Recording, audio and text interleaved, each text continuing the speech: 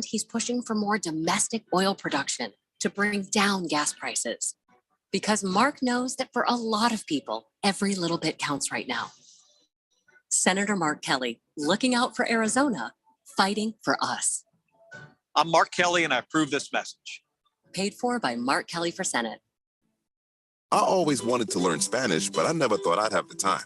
Then I discovered Babbel. Babbel's lessons are fun. They only take like 10 or 15 minutes, and in 3 weeks, presto, you're speaking another language, like magic. I love that Babbel's lessons aren't just robots talking.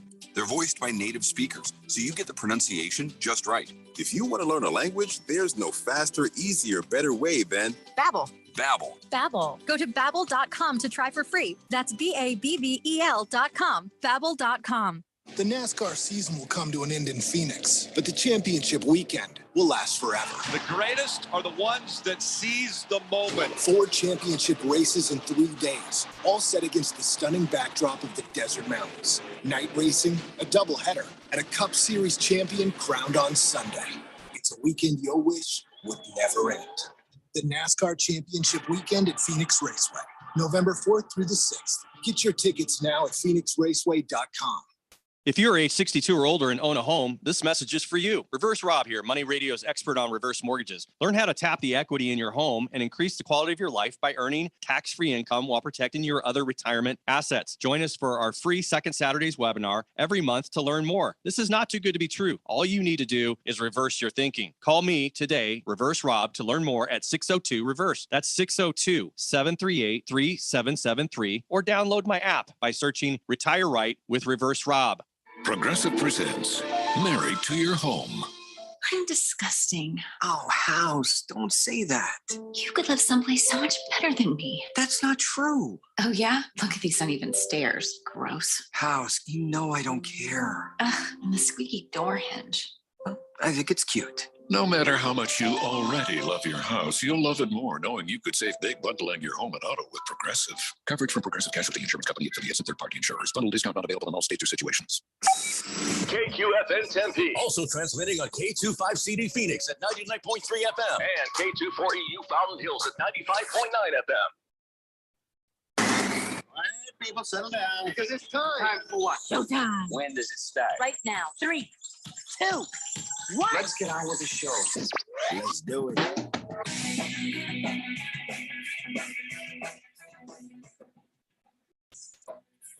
All right, everybody, it's Friday here on the Daily Blender. I'm your good friend, your radio pal, Jeffrey O'Brien, alongside Randy White. Got Keon Rhodes in the control room, and you guys are on the Fanatic text line, 888-368-1580, broadcasting live in the Harman Solar Studios in Scottsdale. And, well, I guess I know what we're all going to have to start the show talking about. Not what I wanted to talk about. I wanted to talk about one of my new charities where we raise money to buy mirrors for all these gals on social media who clearly have to look at their phone all the time and take pictures of themselves, the same photos over and over and over again. I only imagine they're doing that so they know what they look like. So I think so. My new charity would be Mirrors for the Mirrorless. Yes, and there's so much work to be done there. And the other one was, I agree. I started years ago, Chins for the Chinless. Where we take celebrities with huge chins, take some of theirs, and give it to somebody who has none. Because if you have no chin, can you imagine? I get emotional with this. You imagine how bad it feels to not be able to put on a pillowcase, you know, or play a fiddle or violin. It's devastating. I don't know if there's many more things, or hold a phone up to your ear. That's one. That's one as well. Yeah. I'm thinking that's pretty much it. I don't think there's anything else. That's why Chins for the Chinless, I think, lost steam as a charity. Folding clothes. Well, I'm a man. I don't even think about that. But your good point. Some woman with no chin. Yeah. How could she possibly do my laundry? Yeah. Well, let's go to the text line and see how many angry women there are now. Cue the text from FedFan. No, she's mad because we were making fun of tennis the other day. I think we lost her for good this time. Anyway, so today, of course, everybody is talking about is the whole Tua Tagovailoa thing. He now, the inside of his mind, I think he now, after these head injuries, says Tua Tagovailoa. I think that's how he pronounces his own name. I don't believe that. No. So, by the way, did you happen to see the whole thing? I did. Yeah. You know who I blame more than anybody? The guy who tackled him? Tua. No, the guy who tackled him was doing his job. It was a perfectly clean play. I got no problem with the guy who tackled him. It's really Tua's fault. The whole thing is Tua's fault. Now, when he got concussed last Sunday, and I'm just going to say he did because clearly we saw it. It's a fact. He got concussed. Don't come at me with that back injury crap. Don't come at me with a little neck pinch. Baloney. Okay. He was concussed. And remember, I said this a few days ago. I said, he's going to do whatever it takes to stay on the field because he knows this is his last chance. This entire team was put together for him to be the quarterback. And they've even told him, hey, if you can't do it with this, then we are going to have to move on. And, it took him a while for them to say, okay, here's your team. And they created a team that any quarterback should be able to do pretty well in. Last night, Teddy Bridgewater. I rest my case. Anyway, so when he got his marbles knocked last Sunday. Oh, that must have hurt too. He was lying. And here's the problem. Everybody up and down the chain happy to believe his lies, even though they probably knew they were lies. Those people are responsible because, as it's been said, you cannot trust the player to make that determination himself. Even Whitworth on the broadcast last night was like, yeah, I would say I was fine, even though I knew I wasn't, until somebody else was like, dude, this dude is not fine. So the player's instinct is to play, to keep playing. And I told you this a few days ago. Tua has a situation that is high stress and unique where, yeah, he does need to keep playing if he wants to keep, that team. It's not the right health decision. And that is why up and down the chain, other people are supposed to see you and say, no matter what you say, buddy, here are the facts. And they did fail him on that. But we have to put the very first piece of blame on Tua himself, because when a doctor starts saying, well, what's your pain from a 1 to a 10?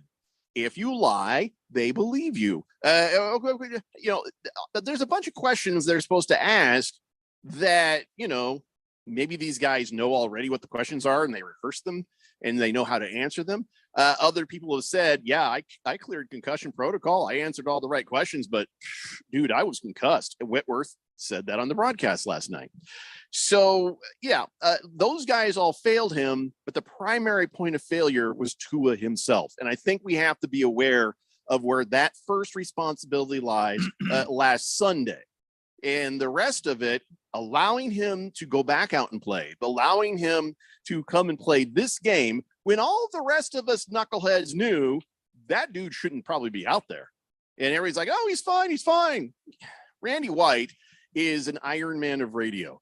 And there have been many times where I said, hey, how you doing, Randy? He's like, I'm good. I know he's not good, but I know he's there to fight through whatever the hell it is because he's a man. And he's just, that is what he's made out of.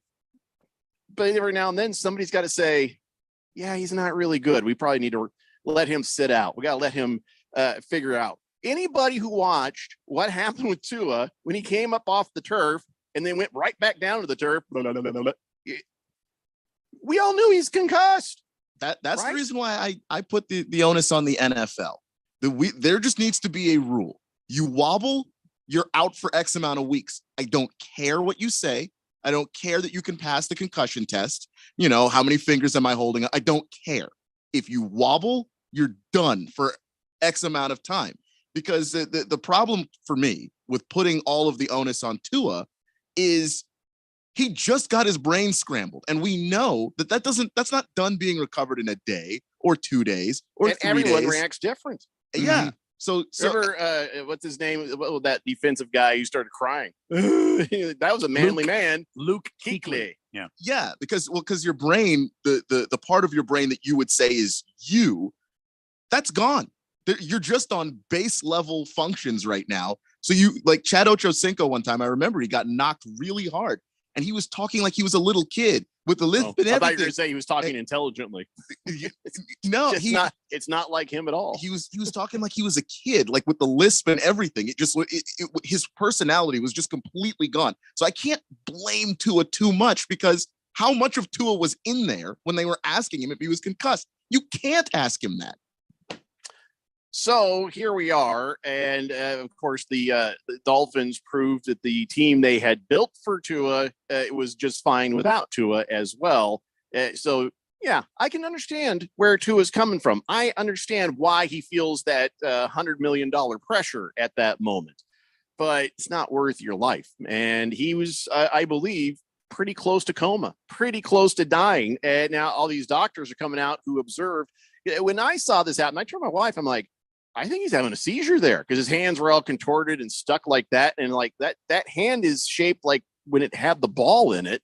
So whatever happened when he went down, he's frozen like that. And they actually, they do have a legitimate name for that. And it's called, when your hand gets stuck like that, it's called, what is it called? Receiving? Hand stuckyitis. Fencing. It's hand stuckyitis. No, that's correct, Randy. Yeah, hand stuckyitis, also known as fencing.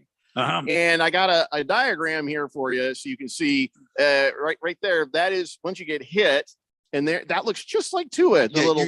I've watched enough boxing matches to know, like when a guy gets knocked out, that's generally what happens. Your arms are still straight up in the air. Sometimes you're still throwing punches because you don't realize you're unconscious yet. I mean, Tua wasn't wearing a Oxford shirt or anything, but that still gives you the idea. And some other people had more doctor versions of it. The corticate posturing is what that fellow's doing right there. I mean, he got knocked right out of his clothes. That guy did. Yeah, that guy's just wearing the swim trunks, it looks like. So anyway, yeah, it's I say first and foremost, before everybody's like, this is not fair to Tua. Okay, but guess what? Tua is a actor in the play, and he is the first line of defense of Tua. And if he doesn't step up and say, I'm cuckoo for Cocoa Puffs, they're going to believe every lie you say. Because why? They need to get you back out on that field. Why? Because they're all under pressure to make sure you're out there. What I don't understand is the independent neurologist or the spotters that were in the stands on Sunday who didn't stop everything or say, no, I'm sorry, I'm calling BS on this. You're sending him back out. No. Yeah, because like I said before, there may not have been very much Tua in there when they asked him. That can't be on him to me. And it's unconscionable that they ran him back out there Sunday and that they had the gall to run him back out there again on Thursday after what happened Sunday. Everybody's giving Amazon a super hard time about how they handled it during the broadcast. And, you know, they were like, where's the journalistic integrity? Why weren't you mentioning that last Sunday he was cuckoo for Cocoa Puffs and he shouldn't even been playing today? Well, the entire broadcast is trying to process what's going on. I feel like they made a conscious decision to just be like, hey, we'll sort this stuff out later, but this is just terrifying and sad. Hopefully he's okay. They were trying to be respectful to his family and to him who had just been injured. So, you know, I don't have a problem with them not jumping down the throat of the NFL or the Miami Dolphins at that point. It was all started being sorted out. Of course, Twitter went, you know, full gone bonzo. And then suddenly I think producers were like, hey guys, you probably want to bring this up. And it was late in the third quarter before Al and Herpy Street talked about it. And then in the post game, well, now they went full on conversational about the week before and that week. So anyways, I don't know why people don't know where to focus, I guess, their anger or their horror or the whatever. But I got news for you. You may be focusing, if you're mad at Amazon, you're mad at the wrong people. If you're mad, even at the NFL right now, you're mad at the wrong people. You need to be mad at Tua and whoever was between Tua and the locker room and the Dolphins. In fact, the Dolphins themselves, it's the Dolphins. Yeah. The team should have never let him play on Thursday night. Everybody involved, right next to him is who you need to be upset with, not Al Michaels, not Herrick Stinch, Chris, whatever her name is. I'm just saying it's Tua. And it's that. And by the way, now we know who this coach is. Now we know who this Mike McDaniel is. He's a slimy little bastard. That's what he is. I don't know if he's slimy. He's a slimy little bastard, because if he can look at you with a straight face and say, no, he was fine, and then, you know what I'm saying, and then talk about stuff the way he's talking about it now, he's a slimy little bastard. I guess I think that he's too much of a player's coach. He's not the guy that's going to push back on players. And if a guy says he's fine, Mike McDaniel seems like the kind of person. It's like, okay, but your job as coach is to push back on those guys. That is part of your vocation there. So the question that I have, there's supposed to be an independent neurologist on a standby for situations like this, right? Right. And he's on the sideline. And if there is a question of concussiveness, then the independent neurologist is supposed to do an exam inside the funny blue tent or in the locker room. Correct? Am I correct so far? Yeah. So then apparently what happened was nobody said anything about concussive type symptoms, which would be the crazed look behind the eyes, sort of a feeling of not being well, the dizziness, maybe nausea, an extreme headache. And it sounds like the what was being communicated to the training staff was my back, and that's my back. I got a back issue. Okay, so is a neurologist not watching the game? Did he not see what happened? I don't at that know point? that. You know what I'm I saying? don't know. Because there's no way you're buying the back and the neckline Well, if you actually saw the play and what here- happened after. I don't believe the neurologist. Now I can only speak from what I know, and I did a couple of pieces with ASU football when I was working in TV. So I did a couple of pieces. One of them was on concussion syndrome, and I talked to the training staff at ASU. I talked to the independent neurologist that they bring in for games, who's on the sideline. I went to his office. We did a whole feature piece on this, and he's not standing by a television monitor. He has a radio, and if there's a head injury, any sort of head trauma, they give him a call on the radio. He's not out there. He's not out there. Look, now I don't know. They should be watching the game. Well, let me just be quick to say I don't know if that's the case on an NFL sideline. I can tell you from several years ago on an ASU sideline, that's the way it was. Yeah, well, I'm going to repeat myself. That's garbage. They should be watching the game so they know what they're really dealing with. And if it was a minor concussion, not something enormous to where his hands were he had fencing or his hands were clenched or anything. No, he just stumbled and could not walk straight and was shaking his head. He was shaking on Sunday. Exactly. That was exactly. He went down to the turf with his hands and knees, and he got helped back up. He couldn't get up himself either. Like it was just a whole lot of stuff going on. And look, I can understand making a mistake. The mistake was Sunday. Between Sunday and Thursday, nobody watched that film. Nobody looked back at that and went, "Oh, that was worse than we thought." Everybody did. Everybody did. So to me, the failing is the Dolphins. Just plain and simple. And Watermelon brings up a pretty good point on the text line. Says, Randy, during your research, did you find out who pays the independent neurologist? Is it the NFL or is it the franchise? Well, in your case, was it ASU or was it like the NCAA? I believe it was a subsidy of the NCAA and filtered through ASU to the neurologist. I think it's because it's independent. There's no ties to the university that I'm aware of. No ties, but if this guy is there on game days or I don't know if they're supposed to be there during practices too, or what the job is, but if that guy is hanging around, you tell me that there's not going to be any kind of influence. You know what I'm saying? There's not going to be, or at least personal pressure. Cause now you're like, these guys are my friends. Yeah. I mean, you are in the filthiest, dirtiest banana republic ever known to man called Miami.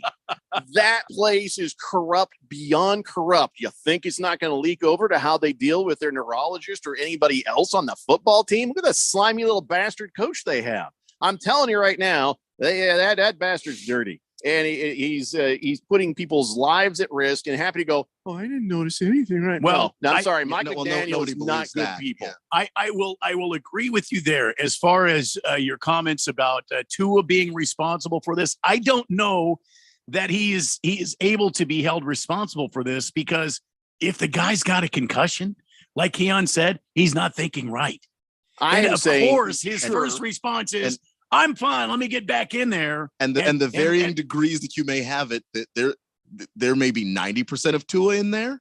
There may be 50% of Tua in there when they asked him. There's no way to know. I can't hold him completely faultless because you have to tell people so they understand. You know, like I said, if you go into a doctor and I'm like, well, I'm here for something. What? I am not telling you now. You know, or you hold stuff back. Then, you know, yeah, it is on you. I there's understand you're saying he doesn't have the capacity if he's so concussed, but it's somewhere along the line. Yeah, but the thing is, have the capacity. With brain trauma, you don't know. You're not capable of knowing how much your brain is swollen. They can only ask you. They're going to ask you about certain symptoms, and you can say, yes, I have them, or no, I don't. I could go with this on just about any other quarterback, but you know what's at stake for Tua. Yeah, but you know how much is at stake. And I said this earlier in the week, and I'm saying it again. There's 0% chance he was going to be honest about his situation if he had 0% of his cognitive ability or 100% where he was like, yeah, I'm all hit. He was never going to be honest about it. You had to count on the process, which it does not seem they actually went by with good faith.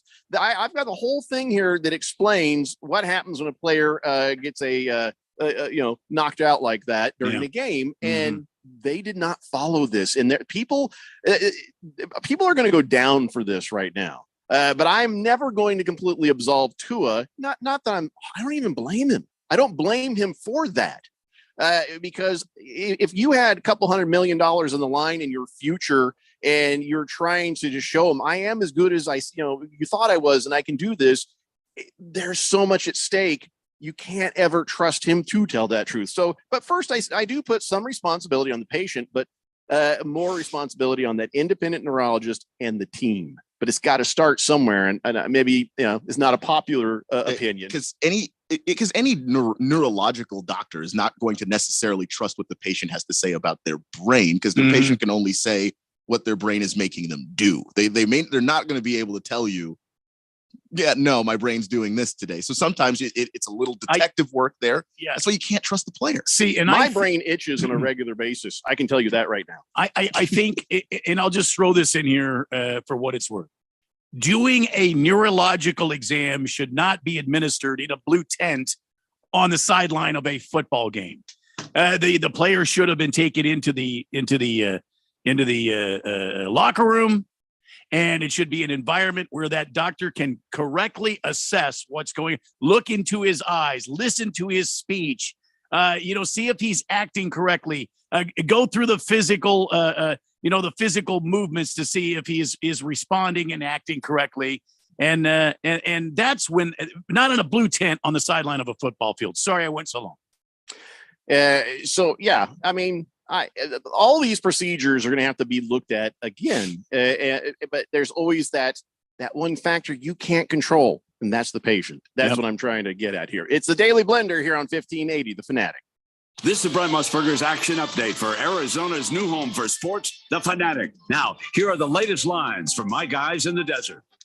The NASCAR Cup Series back in action on Sunday, racing the Yellowwood 500 at the Talladega Super Speedway. It is race number 2 of round 2 of the playoffs. 4 drivers, the betting favorite to win the race: Chase Elliott, Kyle Larson, Joey Logano, and Denny Hamlin, all at plus 1,200. A number of drivers at plus 1,300, Brad Keselowski, Ryan Blaney, and William Byron. Ross Chastain, who won the spring race at Talladega earlier this season, is at plus 1,500. Kyle Busch and Austin Cindric are both at 1,600. Chase Elliott is the favorite to win the championship at plus 350.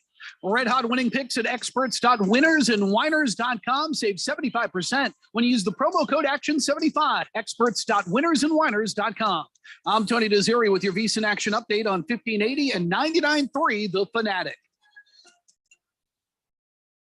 One of the things I love about betting on the NFL is that I'm always finding new players or game props that I like. And what's cool about FanDuel Sportsbook is you can combine these props with other bets from the same game to score an even bigger payout. Perfect for tonight's game. Same game parlay is just one of the reasons I bet with FanDuel. So lock in your bet today on FanDuel Sportsbook. Right now, new customers get up to $1,000 back in free bets if your first bet doesn't win with promo code DALE1580. That's promo code DALE1580. Make every moment more with FanDuel, official sportsbook partner of the NFL. You must be 21 or older and present in Arizona. First online real money wager only. $10 first deposit required. Bonus issued as non-withdrawable free bets that expire 14 days after receipt. Restrictions apply. See terms at sportsbook.fanduel.com. Gambling problem? Call 1-800-NEXT-STEP or text NEXT STEP to 53342. When you run a business, you need to be in control. And while you can't control everything that happens in the world of business, you can definitely take control of your utility expenses with the help of Harmon Solar. Give them a call and see how your company can save up to 80% on that monthly electric bill with zero down and no payments for 12 months. Harmon Solar is a local family-owned company that uses top-of-the-line equipment. Call Harmon Solar, 800-281-3189. That's 800-281-3189. Or go to harmonsolar.com. Arizonans are facing big challenges these days. Rising costs at the grocery store, the gas pump, and the pharmacy. That's why Mark Kelly is doing whatever it takes in Washington to bring down costs, even when it means standing up to his own party. The son of two police officers, Mark grew up in a house where money was tight. He knows what it means for Arizonans when everyday items cost more. Thanks to Mark Kelly's work, Medicare will finally negotiate down prescription drug prices. Less money spent at the pharmacy means more money stays in your pocket. Mark is leading the effort to cut red tape for truckers and ease supply chain issues. And he's pushing for more domestic oil production to bring down gas prices. Because Mark knows that for a lot of people, every little bit counts right now. Senator Mark Kelly, looking out for Arizona, fighting for us. I'm Mark Kelly, and I approve this message. Paid for by Mark Kelly for Senate. Remember last year when you wanted to hear that NFL matchup, but you couldn't because you were at your nephew's birthday party and the Fanatic couldn't stream the NFL on their app? Didn't that suck? Well, those days are over, pal. Now you can listen live to every primetime NFL game on the Fanatic app. Download the app now at the Google Play Store or the App Store, or at 1580thefanatic.com.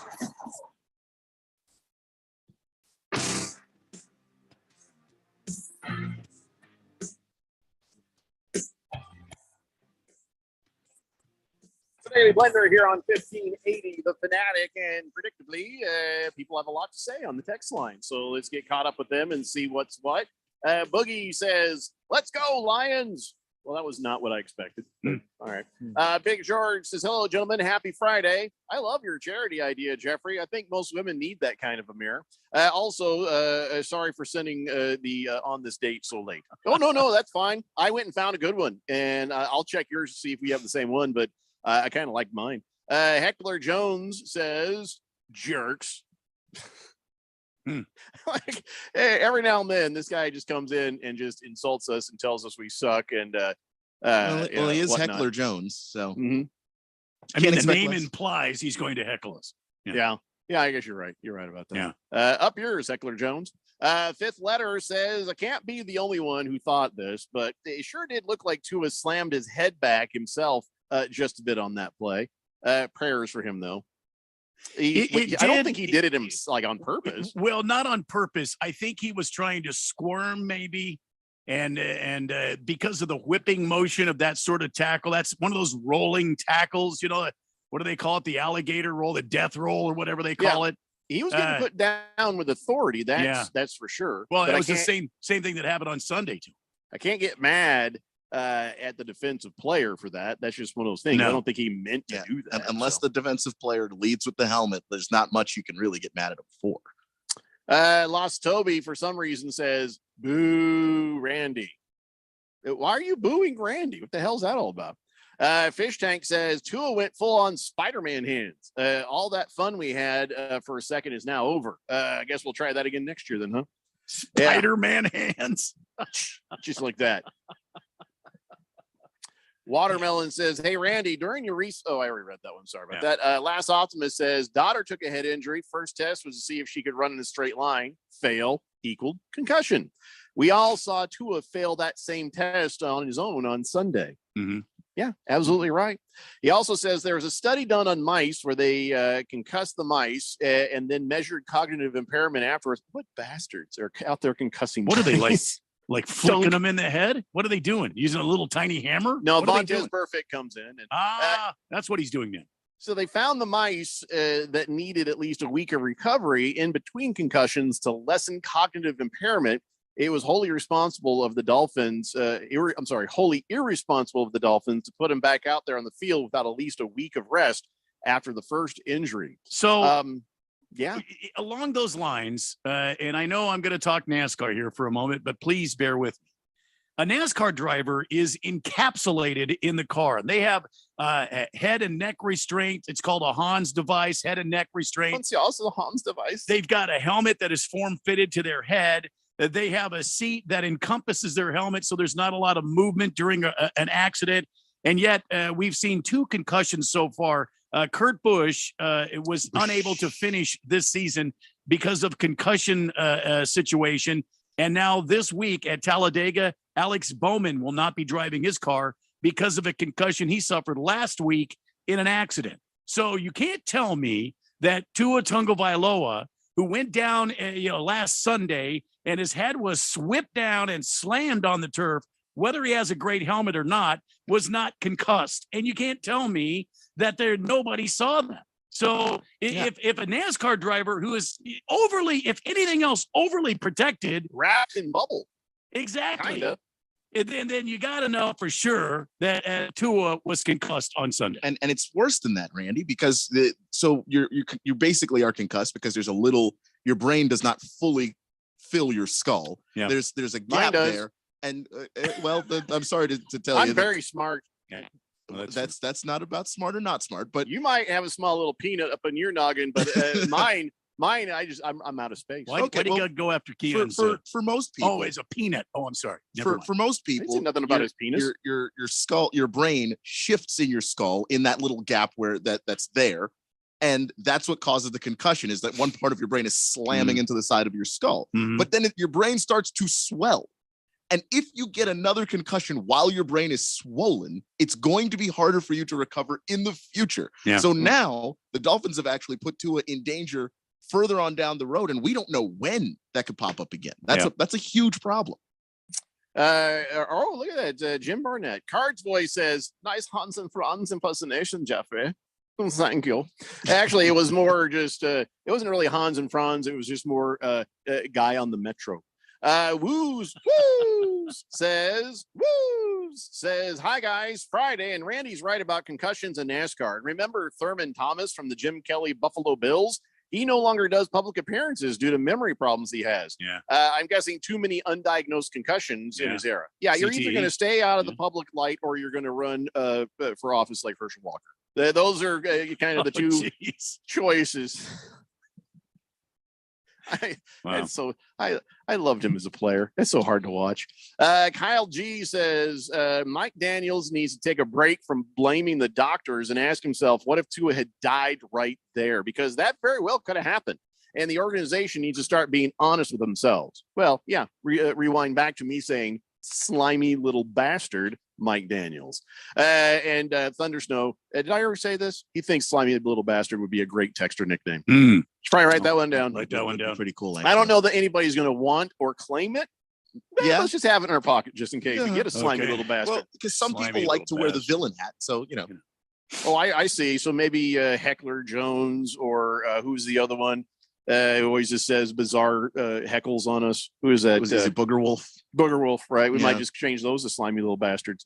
Roll Tide Kara says, hi guys, hope all is well. And like the Raiders, I too am 0-3 in fantasy football. Wow, I don't know if I'd say that out loud, to be honest. I hope it gets better for you, kid. Might have kept that to myself. Billy Ray in Avondale says the coach and the franchise have to protect the players from themselves. I wonder if he would have sent him in if Tua was his son. Yeah, a lot of people are thinking the same thing. If you're a parent, that's the last thing you're going to want. Okay, maybe let's sit out a week, see what happens, kind of thing. But you know what? Money. Tua has a lot on the line, and I'm sure he even had conversations. His family is very involved in his life. And I'm sure even after last Sunday, he was like, I'm fine. Probably told them everything they wanted to hear so they wouldn't worry. But they're probably happy to understand and hear that what he had to say too, because money. It's all about the money. Lost Toby said, what the hell is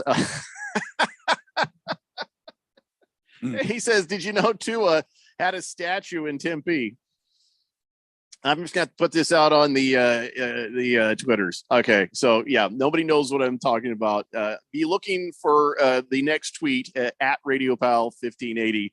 And yeah, that is a Tua statue in Tempe if I've ever seen one. It's by the light rail, if you know what I'm talking about.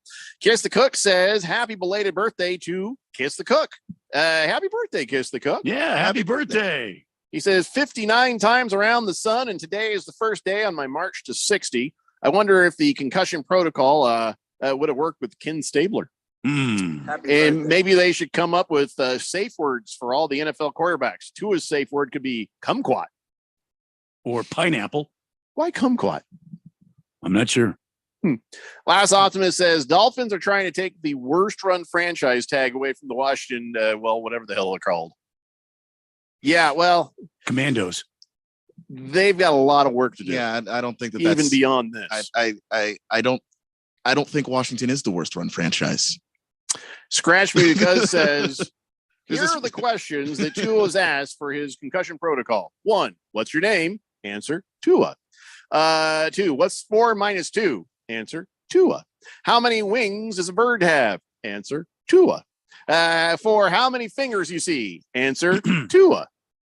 I think you're right. Yeah, I think you're on to something, Scratch Me Because. What's that? Our producer has live audio following Sunday's game with Tua. Here it is now. Around everywhere, what not man, nothing but a damn trash. Man. I could hear it right there. Yeah. Yeah, you can tell there's something wrong there. Hit so hard he got turned into Boomhauer. Yeah, right Moving here. around everywhere, what not man, nothing but a damn trash, man. Wow. Okay. Unbelievable. So, money is a motivating factor for Tua. Money is a and wins is a motivating factor for the coach because his job also depends on. So down the line, money is a motivating factor. And I had a weird conversation with Radio Ron, money being the motivating factor there. And I was like, hey, I think maybe it's time for a raise. And he says, actually, I was thinking maybe we should try to change it to a different structure where we pay you as you go. I'm like, what? What do you mean, like the power company pay as you go? He's like, yeah, we would just do a pay as you go kind of thing, day by day. I'm like, I'm good. Don't worry about the raise. I'll just be in my office. Pay as you go, huh? Yeah. I don't feel like that installs a whole lot of stability and day by future day for me. Yeah, we're pay as you go. All right. He also wanted to try to do the time of use program with me, and I'm like, what? Oh, okay, but from what hour to what? I don't understand what he's talking about. Navy Brad says, hey, traffic report, avoid Tatum and Thunderbird. There's a police matter out there. Tatum and Thunderbird, don't go around there. All right, so I don't know that we need to say much more about this other than, yeah, it's just, I don't know what's going to come of this because the NFL was happy to say, well, we couldn't see anything wrong here from the outside. We look, everything's fine. We believe them. The Dolphins, we believe them. Everybody down the line is trying to shake this off. So any investigation the NFLPA does, it's going to be inconclusive because guess what? All of the people involved have interests in this thing going away. So no matter what JC Treader is saying, I don't know how they're ever going to get to a truth that will have an impact and make a difference. You know what I'm saying? I mean, the NFLPA can only go as far as the information they can intake. That is part of the reason they were like, yeah, this is going to take a couple of weeks of us trying to figure out, probably because they knew what they were going to be up against. Now it's going to be even worse. Yeah. And the only thing that they can really hope for is that there was somebody on the Dolphins who was uncomfortable enough with the situation that they're going to be essentially open to talking. That they're going to basically look at that and go, I never really wanted to go along with this, and I feel really bad that we almost got Tua killed. Here's all the information you need. That's about as good as you can hope for. Yeah. And how do you get that information? Because I remember when Whitworth was talking last night, his best ally was the guy next to him on the field who says, hey, we have to stop this. And so unless you've got somebody like that who has firsthand knowledge of the way the events took place in the blue tent or took place in the locker room, this is going to be a tough road for the NFLPA when everyone on the other side of it is in on it, including Tua. Tua tweeted out today. He says he's feeling much better and focused on recovering after his head injury versus the Bengals. And he specifically pointed, it's almost like somebody wrote it for him, to not mention the game before. He says, I want to thank everybody for their prayers and support since the game last night. It was difficult to not be able to finish the game and be there with my teammates, but I'm grateful for the support and care I received from the Dolphins, my friends, my family, all the people who have reached out. I'm feeling much better and focused on recovering so I can get back out on the field with my teammates and hashtag whatever's. So, yeah, even going forward, that guy right there, he's not going to be helping the NFLPA. He's not, because he wants to keep this job. The coach isn't going to be helping the NFLPA. He wants to keep his job. And part of that job is protecting the team. And the NFL is not going. So all down the line, the NFLPA, I don't know how they're going to achieve anything with this. I think the NFL might actually be helpful, the league itself, because they don't ever want that perception of we don't care about people having head trauma. They're absolved if Tua is saying, oh, I'm fine. And the Dolphins said, we did all the stuff. And the NFL says, we believe them. They're absolved. They're far down the line of, we've even said on this show, it's the Dolphins more than anything. The NFL's happy to let it be that way. So they're not going to help out because what is Roger Goodell's job? Protect who? The owners. Who's the owner of the Dolphins? Dun, dun, dun, dun, dun. Nothing's going to happen. Mark my word. Nothing is going to come of this. I sure hope you're wrong, but I don't feel great about it either.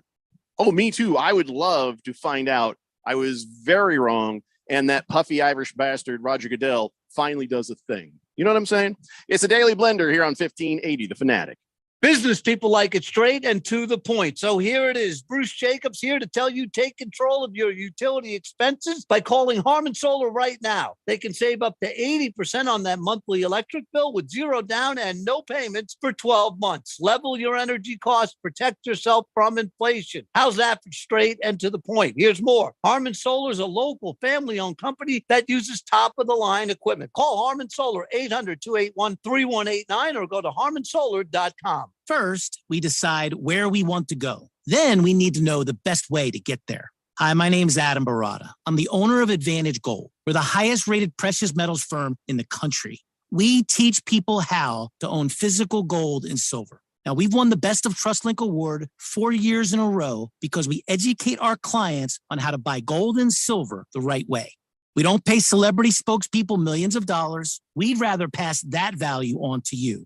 Call 800-900-8000 and speak with one of our experts. We'll send you a free gold kit along with my latest #1 national best-selling book, The Great Devaluation. Call 800-900-8000.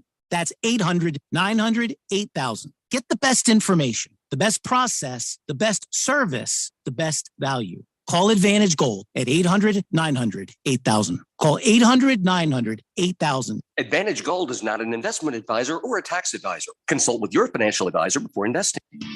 This is Aaron Warby, host of the Bulls and the Bears Radio Hour. In the show, we teach the tools, rules, and strategies that professionals use to outperform in the markets. Having those skills has never been more important than it is in our current economy. These are times that history teaches us that the masses are impoverished while the few making the right moves are gaining generational type wealth. At Online Trading Academy, we teach people just like you how to make the same moves at the same time as Wall Street elites. And right now, we have an end of summer special. Join us for an intensive 3-day market timing course covering the best of the trading and investing strategies of our time. Text us now and register for the course at 66% off the normal $299 price. Text $99 to 25029 and get this class for just $99. Again, that's $99 to 25029. Serving part-time in the Army National Guard has led to a lot of firsts for me. It paid for me to be the first person in my family to go to school. That education got me to the first day at my dream job, which I can still hold while I serve part-time. That job and the home loan benefits I got from the Army National Guard helped me buy my first house. I also know that I will be one of the first to respond if my community ever needs me. Sponsored by the Arizona Army National Guard, aired by the Arizona Broadcasters Association and this station. This is Brian Musburger. Don't miss Betting Across America, Saturdays at 11 a.m. right here on Arizona Sports Betting Station, 1580 and 99.3. The Fanatic.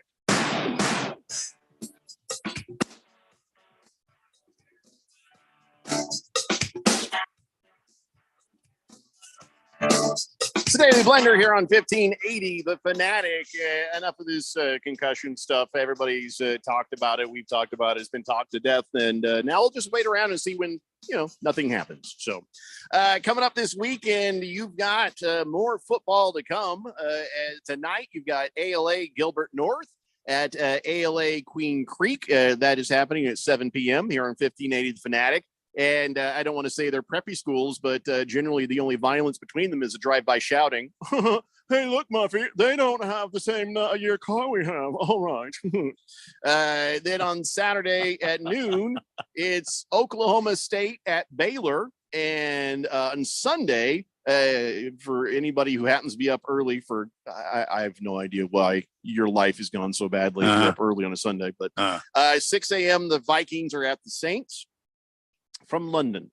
And then, of course, this will be a good game Sunday night. Chiefs at Buccaneers. Broadcast starts at 4:30 here. Then on Monday, Rams and 49ers at 4:30 as well. So 888-368-1580. I'd I'd like to petition the NFL. I'd like to have a Friday night football as well. Well, you can't do that because we got high school football on Friday. It's great. That's great. But, and then, of course, I think there's some college football on Friday night, isn't there, Keon? Sometimes? Yeah. Friday night sometimes. Well, but and we're then not Saturday's college football. We're not airing it here, and I'm just trying We're to get airing another Friday NFL night game aired. high school football. But see, we don't get to leave early. We have Friday night football, NFL football. See what I'm saying? Okay, you're petitioning the wrong people, Randy. Let me help you out. Yeah. I would like to petition the AIA to have earlier games on Friday. I think that a good start time would be 3 p.m. Yes. The broadcasts need to start at 3. Who's mad? 4:30 the latest. Other than the morning show, I can't think of anybody that would be mad. I have no problem with that. So I like how you're thinking, but we have to direct it in the right way. So, hey, AIA, we're looking at you. Let's get these games on way earlier because look at all the money you'll save. Yeah. If the lights, you don't have to turn the lights on. Just do it during daylight. Yeah. Bam. There you go. I've saved you money, AIA. Money saving prospect right there. Your move. 888-368-1580. So, all right, let's talk about some NBA stuff real fast. And we'll get back to football. Don't worry. I got a ton. I got some injury reports. So many injury reports. Don't even include Tua. I'm like talking about people who might play with the next couple of weeks. And then other football stuff. But right now, let's just take a moment with some of this NBA, stuff. This is the line that caught me, a headline. Kevin Durant wants to move past off-season drama with the Brooklyn Nets. You started it, Kevin. This is really all on you. You don't want no drama. Don't start no drama. And so of course you want to move past it. So because you started it and you failed. You didn't get what you want. Now you want. I don't want to talk about it anymore. So okay, so I respect that. He's come out. He's worked it out with the Brooklyn team. He's recanted his trade request. He's ready to move on. He's already said that. So why does the press want to keep talking about it? Because it was interesting. You don't usually see situations like this get played out so publicly. and he went and challenged the owner. He wanted to get rid of the coach and the GM. All of this stuff played out in the public, so of course the reporters are going to want to follow up when they finally get face to face with him, where he can't run off. I mean, this was a media day type stuff where you got to talk to them. You know what I'm talking about, Jeffrey. They keep asking the same question. They just kind of regurgitate it a different way. I mean, they change the words jobs, up, man. But how is that their jobs? You've already got an answer. Why do you want to re-ask the question? Here's the technique. First, you ask the question. He gives you whatever his answer is. You try to rephrase it. You try to poke at him. You're trying to elicit an emotional response that might have him spill some more truth. Now, I agree with you. There's a point where like, okay, enough. Let's move on to something else. But that is what their job is to try to do, to try to get that out of him, And if you can't get it out of him, then yeah, of course you move on. But of course the other issue of it too is you're now having to wonder stuff about that's going to continue on through the season. You tried to get the coach fired. Are you guys good now? Are you actually good? You're saying you're good, right? But when the first losing streak happens and you lose 7 in a row, are you going to try and get him fired again? Like, I think it's fair to ask, given that he used the nuclear option and it didn't quite work. He did. If both sides have said and addressed this and said everything's fine, what are you trying to get out of them? To the truth, I understand what you're saying, Randy. But here's when the truth will come out: during a game when things are bad, and that is where the truth will come out. Right now, they're answering questions to the press. Everybody's saying the nice, and then as soon as there is a stress that is put on any one of these guys, you're going to see what the truth is. Because teams and players lie. That is a fact. We've seen it with this Dolphin situation and everything else, right? We've seen it with the Browns and a bunch of other teams. This is not quite as serious as that, but it just in terms of trying to get to the truth, if you can get the answers now or get some cracks in the armor now, when there's a blow up on the sidelines, if there's a blow up on the sidelines, you already have that. You're not guessing. Their talking points, though, because what the coach said is about the same thing that Durant says. He says, I was upset, and as a family, they understood that I was upset. Some of the stuff they agreed with, so we talked about it, like that little thing there. He's trying to save some face. They didn't agree with anything. They told you no. So we talked about it. It was over a couple of months, blah, blah, blah, blah. But so basically, like, families argue. Families, we're a family. Families, it's a family. We're a family. Just a big family here. You realize I've never said that to one singular person who's ever walked into CRC Broadcasting. We're a family here. No. Here's what I tell them. We got a great owner, and it is a kind of fun place to work, but we're very deadly serious about what we do. We may be silly on air, but as far as doing our jobs, we all are serious about doing a good job. But I've never said, hey, we're a big family here, because, I would never be related to a lot of these people. Look, I think that is kind of a red flag when a place describes your place of business as a family. That no one has that level of loyalty to a place of business for the most part, especially the only basketball time I'd players. say that our office was like a family is like so you wouldn't bone the receptionist. That's it. That's the only reason I would do that. So you think twice. Of course, we don't have one. I remember when I worked at World Market, I had a friend that was working there, and the manager was basically telling everybody, you got to carry your weight. We're all a family. And he said, I've applied to 2 or 3 more families this week. It's just, come on. We're working really hard, and we all have one goal and one purpose, and we can be friends, but we're going to serve some divorce papers here pretty soon, I think. Fish Tank says, okay, I'll get back to that, Fish Tank. We're trying to talk some NBA stuff real fast. We'll get back to NFL. So anyways, Kevin Durant, of course you want to move past. Of course you do. Another thing, I'm just stunned. I don't know why. It's not like he's done much the last couple of years. He's 33, playing like he's 38. Talking about Blake Griffin, just got signed by the Celtics on a 1-year contract. I have no idea how much money it's for. I'm hoping it's not much, because he might be a great guy. I don't know. Maybe he is. Maybe he isn't. But he's not basketball good anymore. Blake Griffin, his time has passed. So you both think that Blake Griffin can't play a role, a guy off the bench, certain situations, certain certain times of the game. He can't be effective as that. I don't think he's offering up much more than anything somebody else coming off the bench or some other guys that are out there who are younger, cheaper, what you name it. He's gone dud. Blake Griffin in the last few years has gone dud. But boy, he's got a nice collection of Kia Sorrentos, though. Yes, that's if you're a Kia lover, he's a good guy to have around. Pretty sure he's a Kia lover. Didn't he jump over a Kia in the dunk contest a few All-Star games back? Yeah, that wasn't sad at all. It was a little depressing. He jumped over the hood of the Kia. It was the hood. Yeah, not quite the entire Kia. But all right, well Keon probably knows better than we on the basketball side. Is my assessment of Blake Griffin correct, or am I being too hard on him?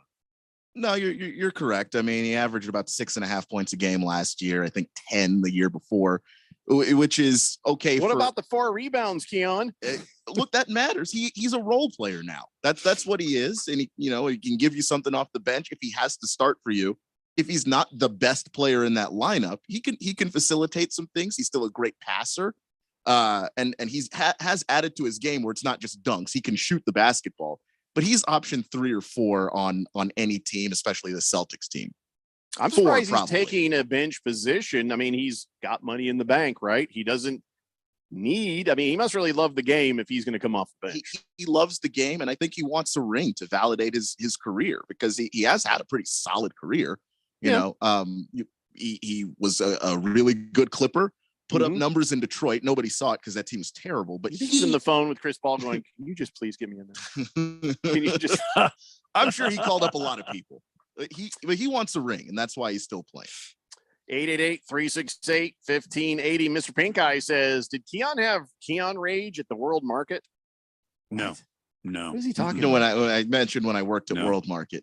Because I was very replaceable and they would have fired me in seconds and it wasn't fun. I like that you think you're not replaceable here. I am here, but I was assuming it was fun here. If it's not fun, I'll stop. But it wasn't going to be fun at World Market.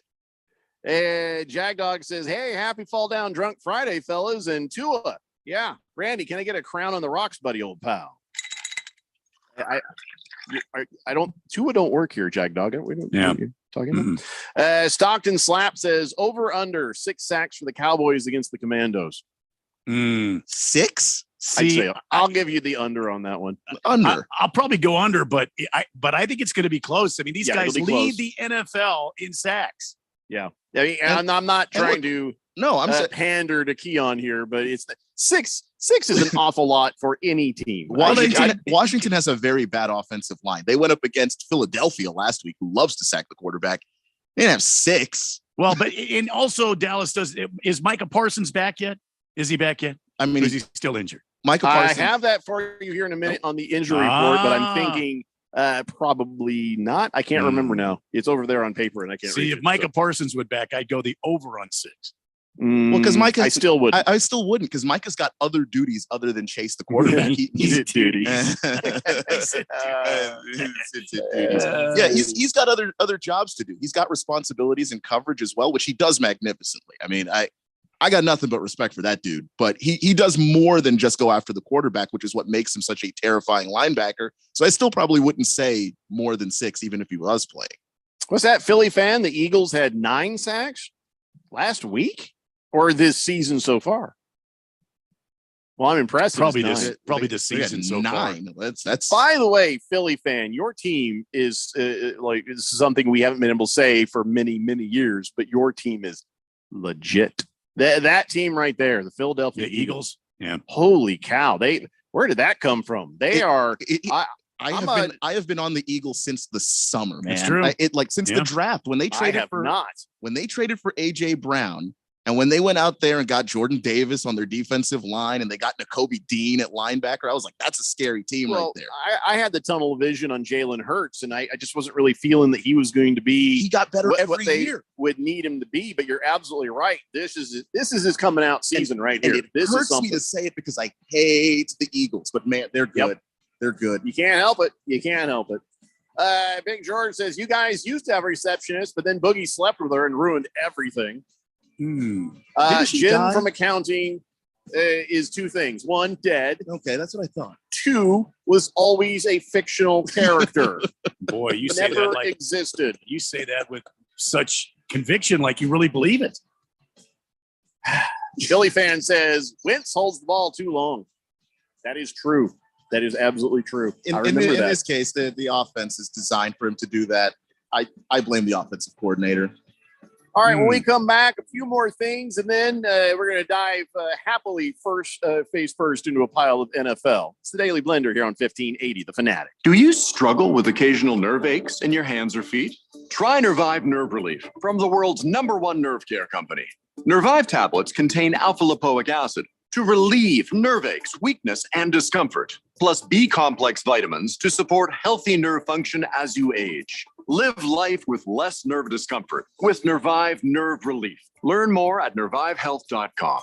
And try Nervive Pain Relieving Cream to block nerve pain signals at the source. Use as directed. Hey everybody, Mark Asher back to tell you about my great friends over at the Lund Mortgage Team. You know, the Lund Mortgage Team has been doing their thing for over 2 decades in the Valley, helping thousands of people in Arizona save money on their loans, get the best rate. They're mortgage brokers. They can shop it around for you. And now more than ever, it is so important to have a mortgage professional that's been around, that's seen the high rates, low rates, everything in between, because look, there's no sugarcoating what's going on right now. The rates are higher. However, the supply and demand, the whole how many houses are for sale in Arizona and what's going on, it's gone in favor of the buyer now. So if you're going to buy a new home, it is important to go and get that rate. Whatever that rate is, it's not going to be your forever rate. That's important to think about. So lock it in, get the house of your dreams, and move on. But let the people at the Lund Mortgage Team do their job. All the heavy lifting from start to finish. They'll find you the best rate out there. Call 623-875-9940, 623-875-9940, or online, lundmortgage.com. You could save big when you bundle your home and auto with Progressive, but when we just come out and say it, it feels like it falls a bit flat. So we're going to sing it. We're singing words now. We'll even sing the business part. Save big when you bundle your home and auto with Progressive. Now, that's a commercial you'll remember, even if you don't remember the bundle and save with Progressive part. We're singing a commercial. Progressive Casualty Insurance Company and affiliates. Discount not available in all states or situations. This is the end of the jingle. A jingle about insurance. Kelly here with AC by J. It's hot and everyone expects me to talk about AC, but you know about our award-winning AC service. Did you know we do plumbing too? Whether you have a slow-draining sink, stopped-up toilet, a leaky faucet, or want soft water, you can trust the professionals at AC by J. We have plumbing down. Looking for upgrades? Tankless water heater or whole home systems? Drains, mainline, or slab leaks? We have you covered. Call AC by J at 602-609-7664 or go to acbyj.com. Service you can trust, from our family to yours. Progressive presents Married to Your Home. I'm disgusting. Oh, House, don't say that. You could live someplace so much better than me. That's not true. Oh, yeah? Look at these uneven stairs. Gross. House, you know I don't care. Ugh, and the squeaky door hinge. I think it's cute. No matter how much you already love your house, you'll love it more knowing you could save big bundling your home and auto with Progressive. Coverage from Progressive Casualty Insurance Company, affiliates, and third-party insurers. Bundle discount not available in all states or situations. KQFN Tempe. Also transmitting on K25CD Phoenix at 99.3 FM. And K24EU Fountain Hills at 95.9 FM. All right, people, settle down. Because it's time for what? Showtime. When does it start? Right now. 3, 2, 1. Let's get on with the show. Let's do it.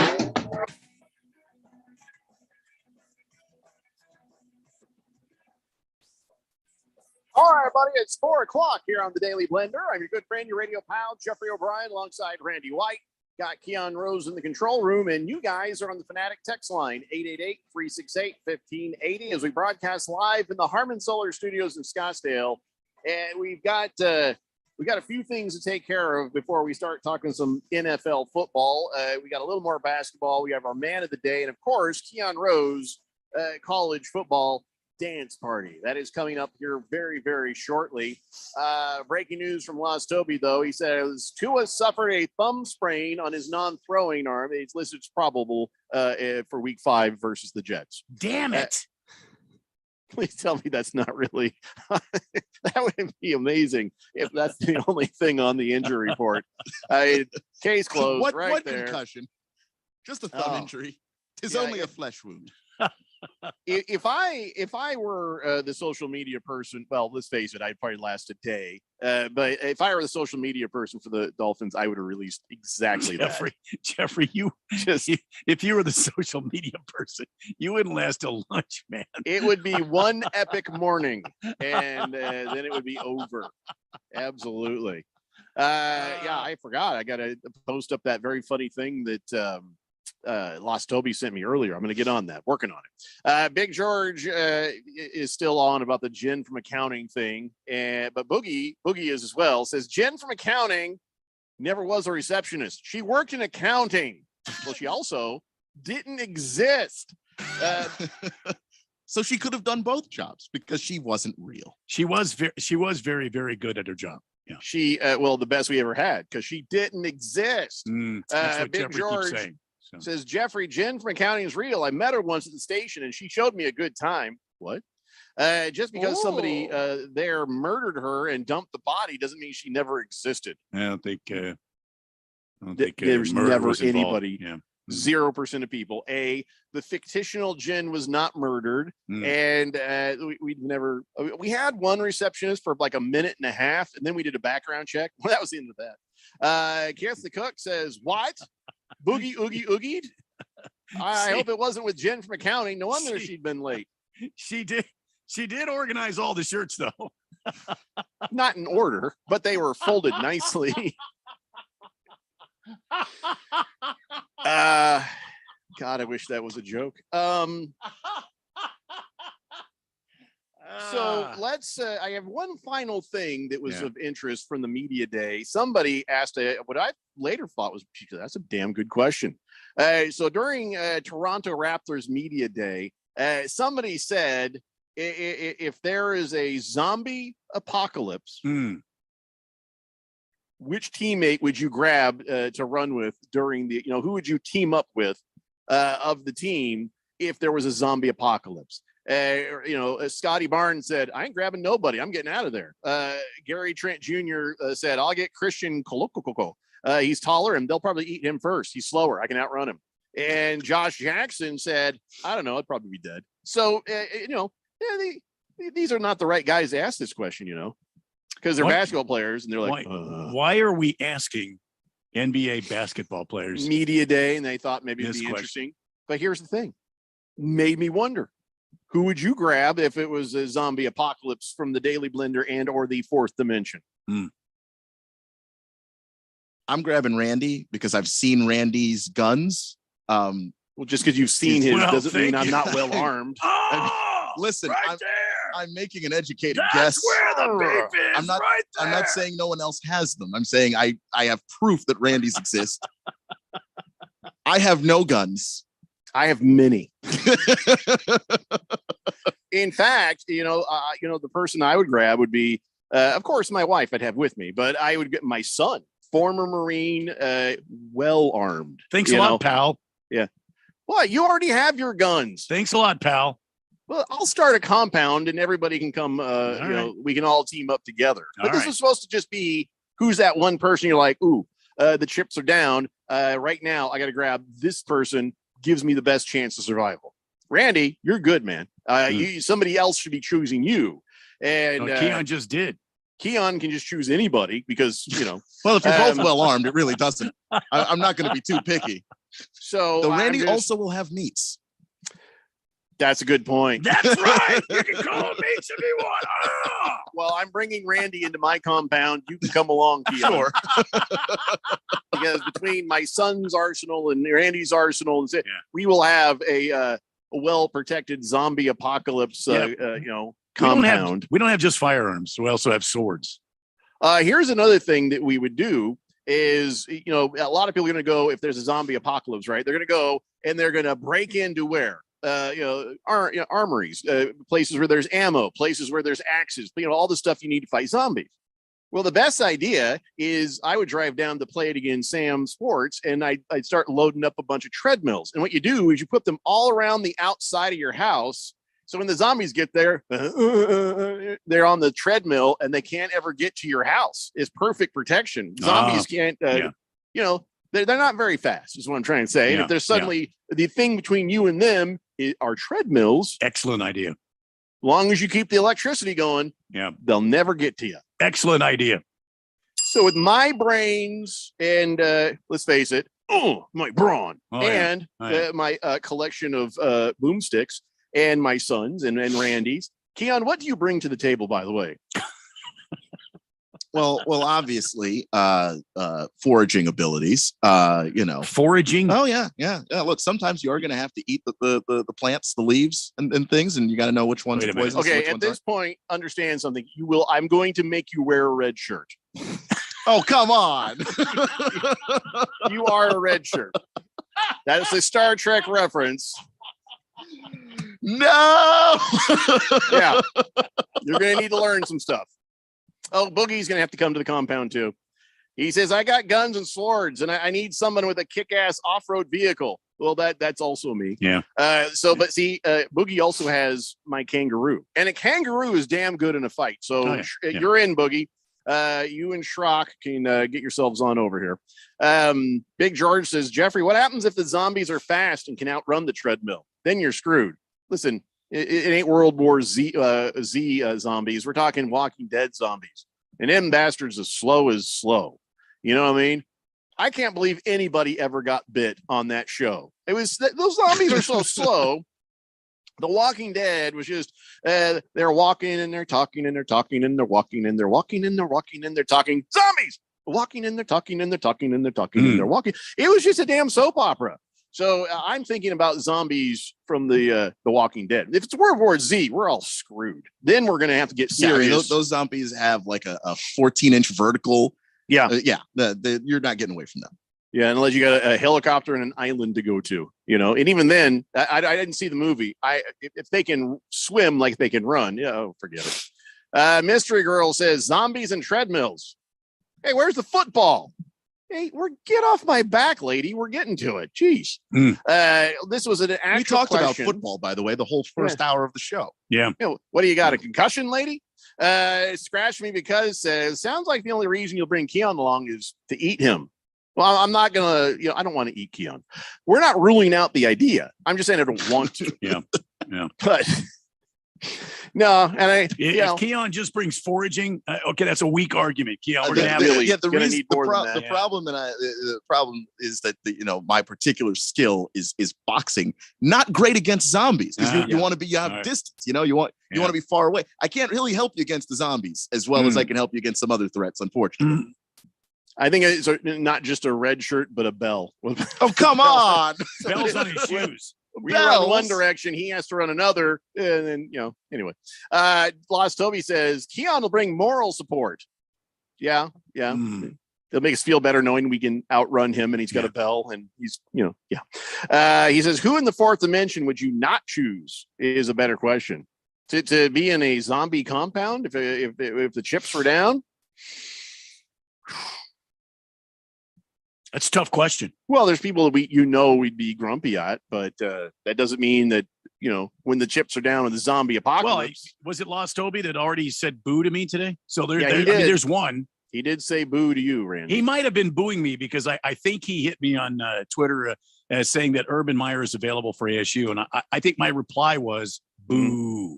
Oh, I see. Yeah. So he probably is booing me for that. Yeah. Pinocchio says, I would choose just to hear you have to say twice.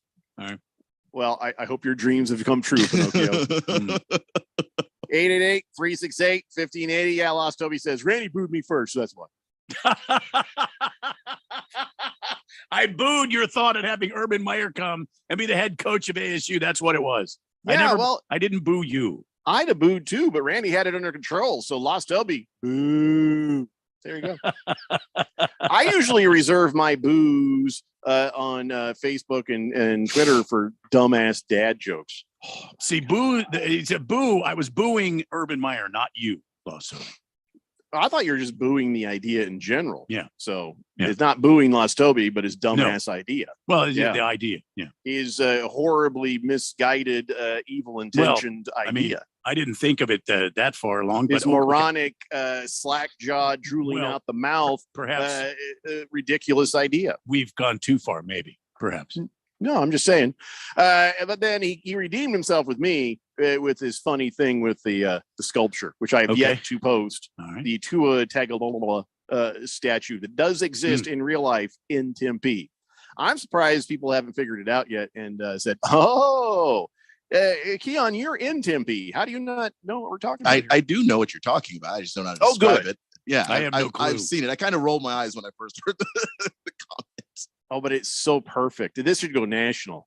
Lost Toby now has officially withdrawn his boo. Okay.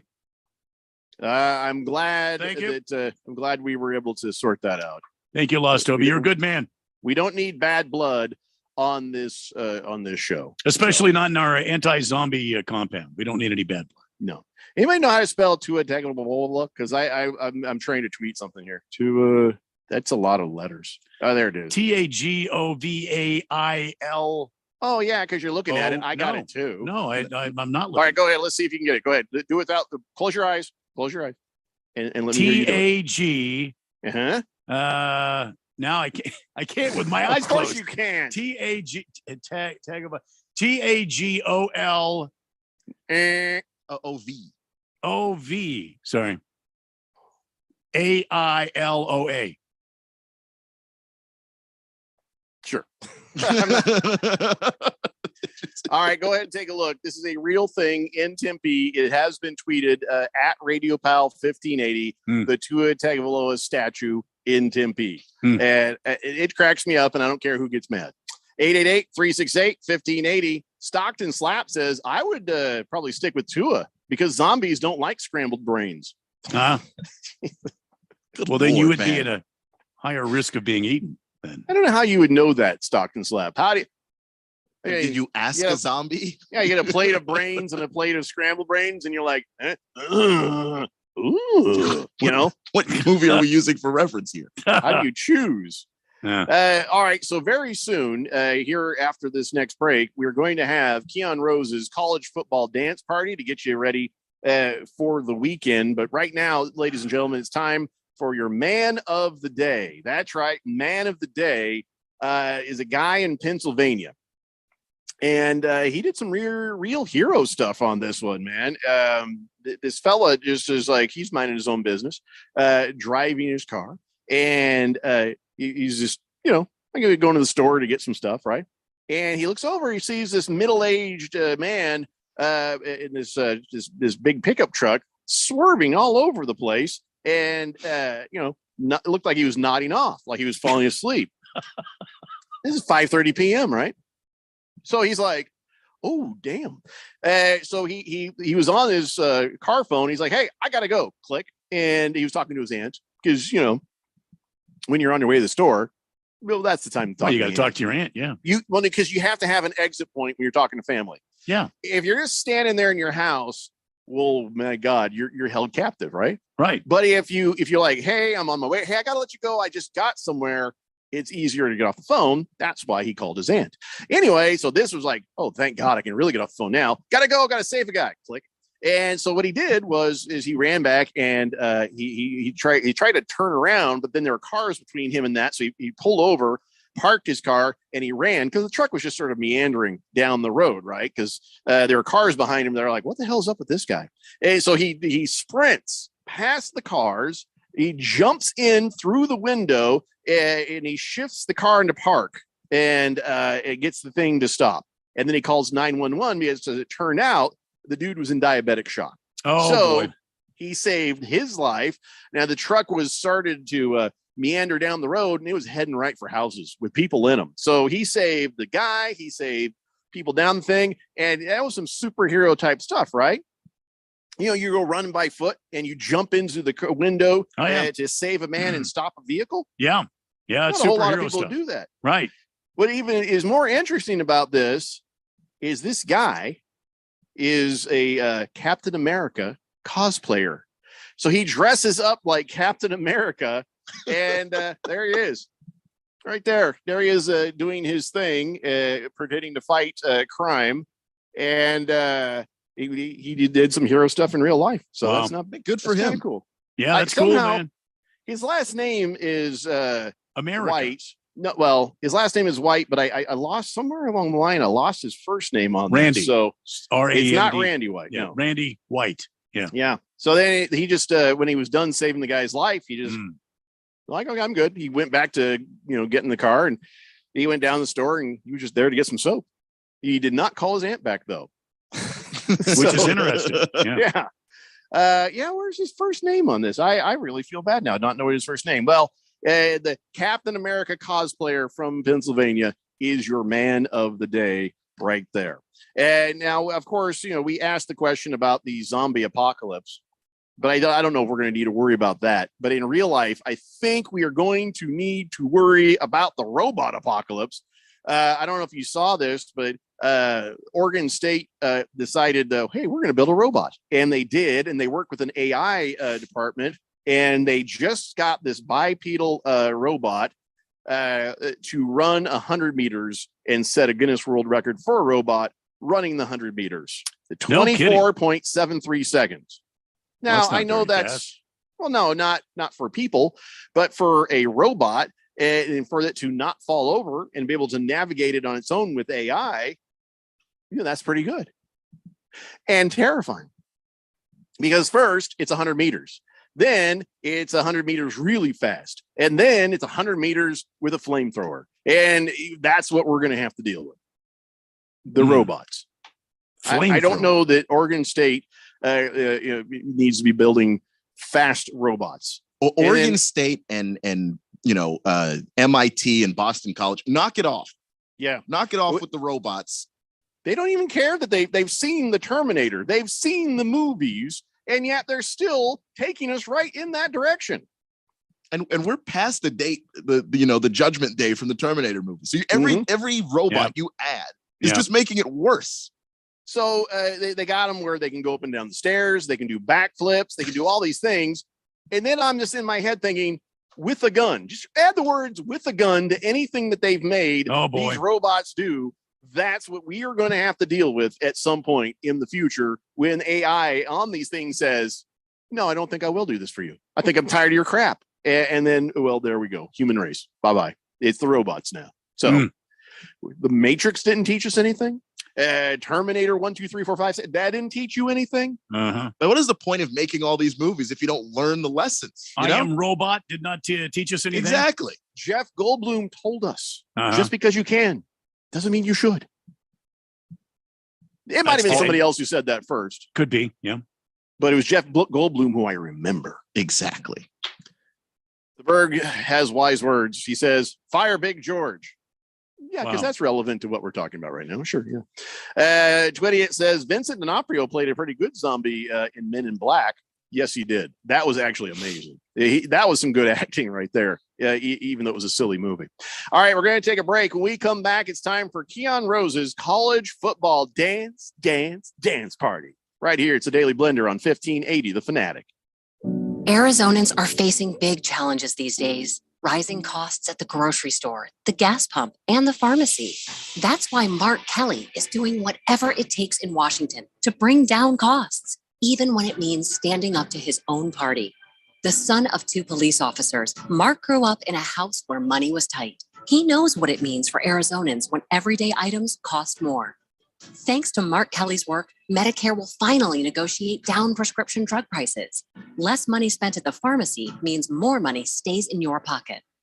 Mark is leading the effort to cut red tape for truckers and ease supply chain issues. And he's pushing for more domestic oil production to bring down gas prices.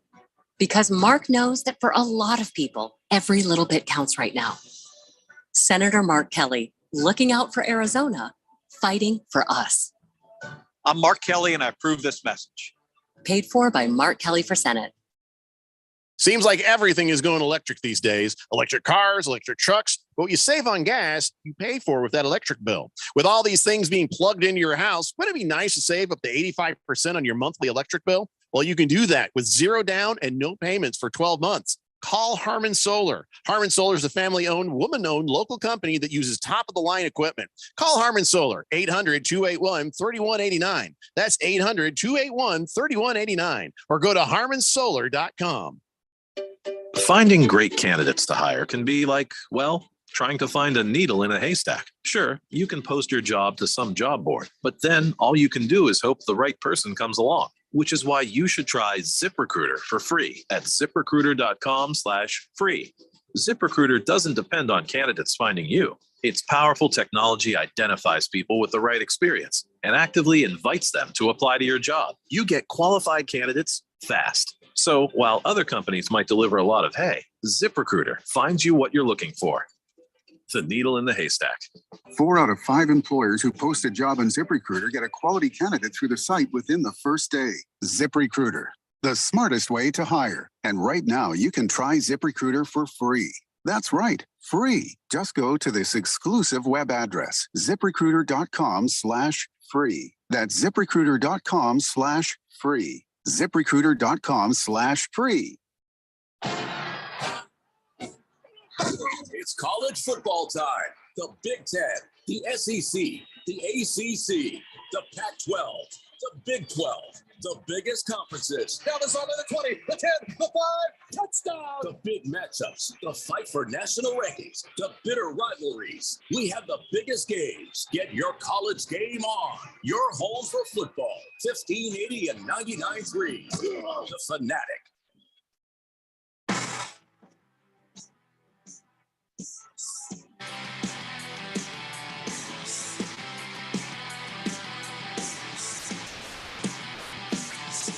Dave Blender here on 1580 The Fanatic. And yes, Mystery Girl was saying, hey, where's the beef? I think she really said it was, where's the football? So let's get to it right now. It's time, ladies and gentlemen. A little something every week we like to call Keon Rose's college football dance party. Yes. Let's dance. Let's dance. All right, Keon. Lots of stuff happening this weekend, including number 15 Washington going into the Rose Bowl to take on an undefeated 4-0 UCLA Bruins team. Now, I'm quick to point out that UCLA has defeated Bowling Green, Alabama State, South Alabama, and Colorado. This is their first real test, and after this, they take on number 12 Utah, then number 13 Oregon. Doesn't get any better. What do you see in this game? UCLA, Washington, as they lock horns Saturday. Yeah, UCLA having a pretty good season, but like you said, it hasn't exactly been the toughest schedule that they've put out there. Meanwhile, Washington, they only played number 11 Michigan State when they were playing some of the best college football in the country and ran absolutely over them. Or should I say threw all over them, because Michael Penix Jr. was just putting the ball exactly where he wanted to. And put that pen whenever you want. Look, excuse me. But he's done an incredible job at quarterback. And he's starting to look like what people thought he was going to be when he first showed up on the scene at Indiana. UCLA hasn't shown me a whole lot. Not necessarily their fault, but I'm going to go with the team that's had the better, tougher schedule, and that's Washington. All right. This is an interesting game. I always look forward to this game every year. New Mexico is paying a visit to UNLV. It's a Friday night, so it's tonight. It'll be on the CBS Sports Network. Allegiant Stadium in Las Vegas, Nevada. The Lobos taking on UNLV. Is it Wolfpack? No, the Rebels. Rebels, running Rebels. There you go. What do you foresee in this matchup? Well, one high scoring game because UNLV it always seems to be a high scoring. It is. It's a track meet, or it's it's basketball on turf is what you can describe most of these games as, because honestly, any game involving UNLV has a chance of going, in the 50s as far as the score goes. Defense is optional in this game. New Mexico is not, a slouch themselves. They put up numbers just as well. But UNLV's offense right now is clicking at another level where, quite frankly, I don't necessarily know that this year's New Mexico team, with some of the struggles that they've had, especially the consistency that they have with their offense, some games they show up, some games they don't show up. I trust UNLV a whole lot more, so I'm going to go with the Rebels. All right, another game that we should look forward to on Saturday. This is a matchup that I think people are overlooking. Number 7, Kentucky, going to Ole Miss to Vaught Hemingway Stadium in Oxford, Mississippi, to take on the Ole Miss, number 14 ranked Ole Miss. Who you got in this fracas? Yeah, well, first off, I got to say that the SEC East is about as competitive as I've ever seen it. I can't remember the last time I've watched that division of football and thought, wow, every team here looks competitive. Tennessee looks competitive. Florida looks competitive. And who else looks competitive? Ole Miss and Kentucky. They look competitive as well. And I'm going to go towards Kentucky. I really like what their quarterback is doing. Will Levis has 10 touchdowns already this season. He's supposed to be a high-level draft pick. So far, he's looked like it. He's played the part. And Kentucky is looking to play spoiler. I mean, we know that Georgia's going to beat a lot of people in that SEC East, but Kentucky has a very quality football team on both sides of the football. I'm going to go with Kentucky there, even though I do like Ole Miss, but I do think that Jackson Dart, the quarterback transfer that they've brought in there, he's been very inconsistent. And if you can't put up numbers in a Lane Kiffin offense, I don't know if you can against a team with as good a defense as Kentucky. All right, the next one I'm kind of interested in seeing, and this is for Boomer Sooner out there. The Oklahoma Sooners travel to TCU, and they will be taking on the Horned Frogs after coming off a loss where Kansas State pretty much I mean, this was not a close game. This loss was not a close game. I mean, okay, it was within reason, but Kansas State put it on them. Does Oklahoma rebound, or is TCU too much of a match for them? Yeah, it's a good question because TCU, especially at home, is dangerous. And it's been the case for, the last handful of years. Doesn't even really matter if Gary Patterson's the coach or not.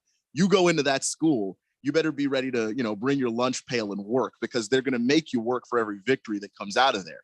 But I just think this Oklahoma team's really good. I just think that they stumbled against Kansas State. By the way, a Kansas State team that absolutely can control the ball on the ground, control the clock. Once they get ahead of you, they're one of those teams that they make it very difficult to come from behind. So I don't think I'm going to necessarily hold that against the Sooners here. I think that they know that they've got their Red River matchup with Texas coming up. That's very important. Here's an opportunity to bounce back and really put the fear of God into those horns by what you're able to do against TCU. I think that is what Brent Venables is going to be preaching to those Sooners this week, and I expect them to beat TCU. All right, number 2, Alabama on the road, traveling to Razorback Stadium in Fayetteville, Arkansas, to take on the 20th ranked Arkansas Razorbacks. This is always a good game, especially when they're in Arkansas. The Razorbacks, no slouch here. I don't think Alabama's just going to walk in and put 70 on them. What say you, Keon? I don't think that that's going to happen either. They're a tough team that they have over in Fayetteville, Arkansas, and then for good reason. They have built their team from the lines, from the trenches out. And then, of course, you add the offense that they're able to put up points. I know that Vegas has this as 17 points favoring Alabama. I don't see that. I think that this is going to be a closer game. It is going to be a fight of a game. And Texas kind of put out the blueprint on how to make Alabama struggle. But I actually think that Arkansas has the pieces to implement that even better. But I'm going to still take Alabama for the win. All right, another interesting game and one that's being featured here on 1580 The Fanatic on Saturday. Number 9, Oklahoma State travels to Baylor, Waco, McLean Stadium to take on Baylor, number 16 ranked in the country. Is this going to be a shootout, or is this going to be a grinded out kind of winning game? Well, I think I'm leaning more towards kind of just this grinded out game. Both of these teams do have prolific offenses, but they both play really good defense. Especially the Baylor Bears. They can lock people down when they absolutely need to in a game.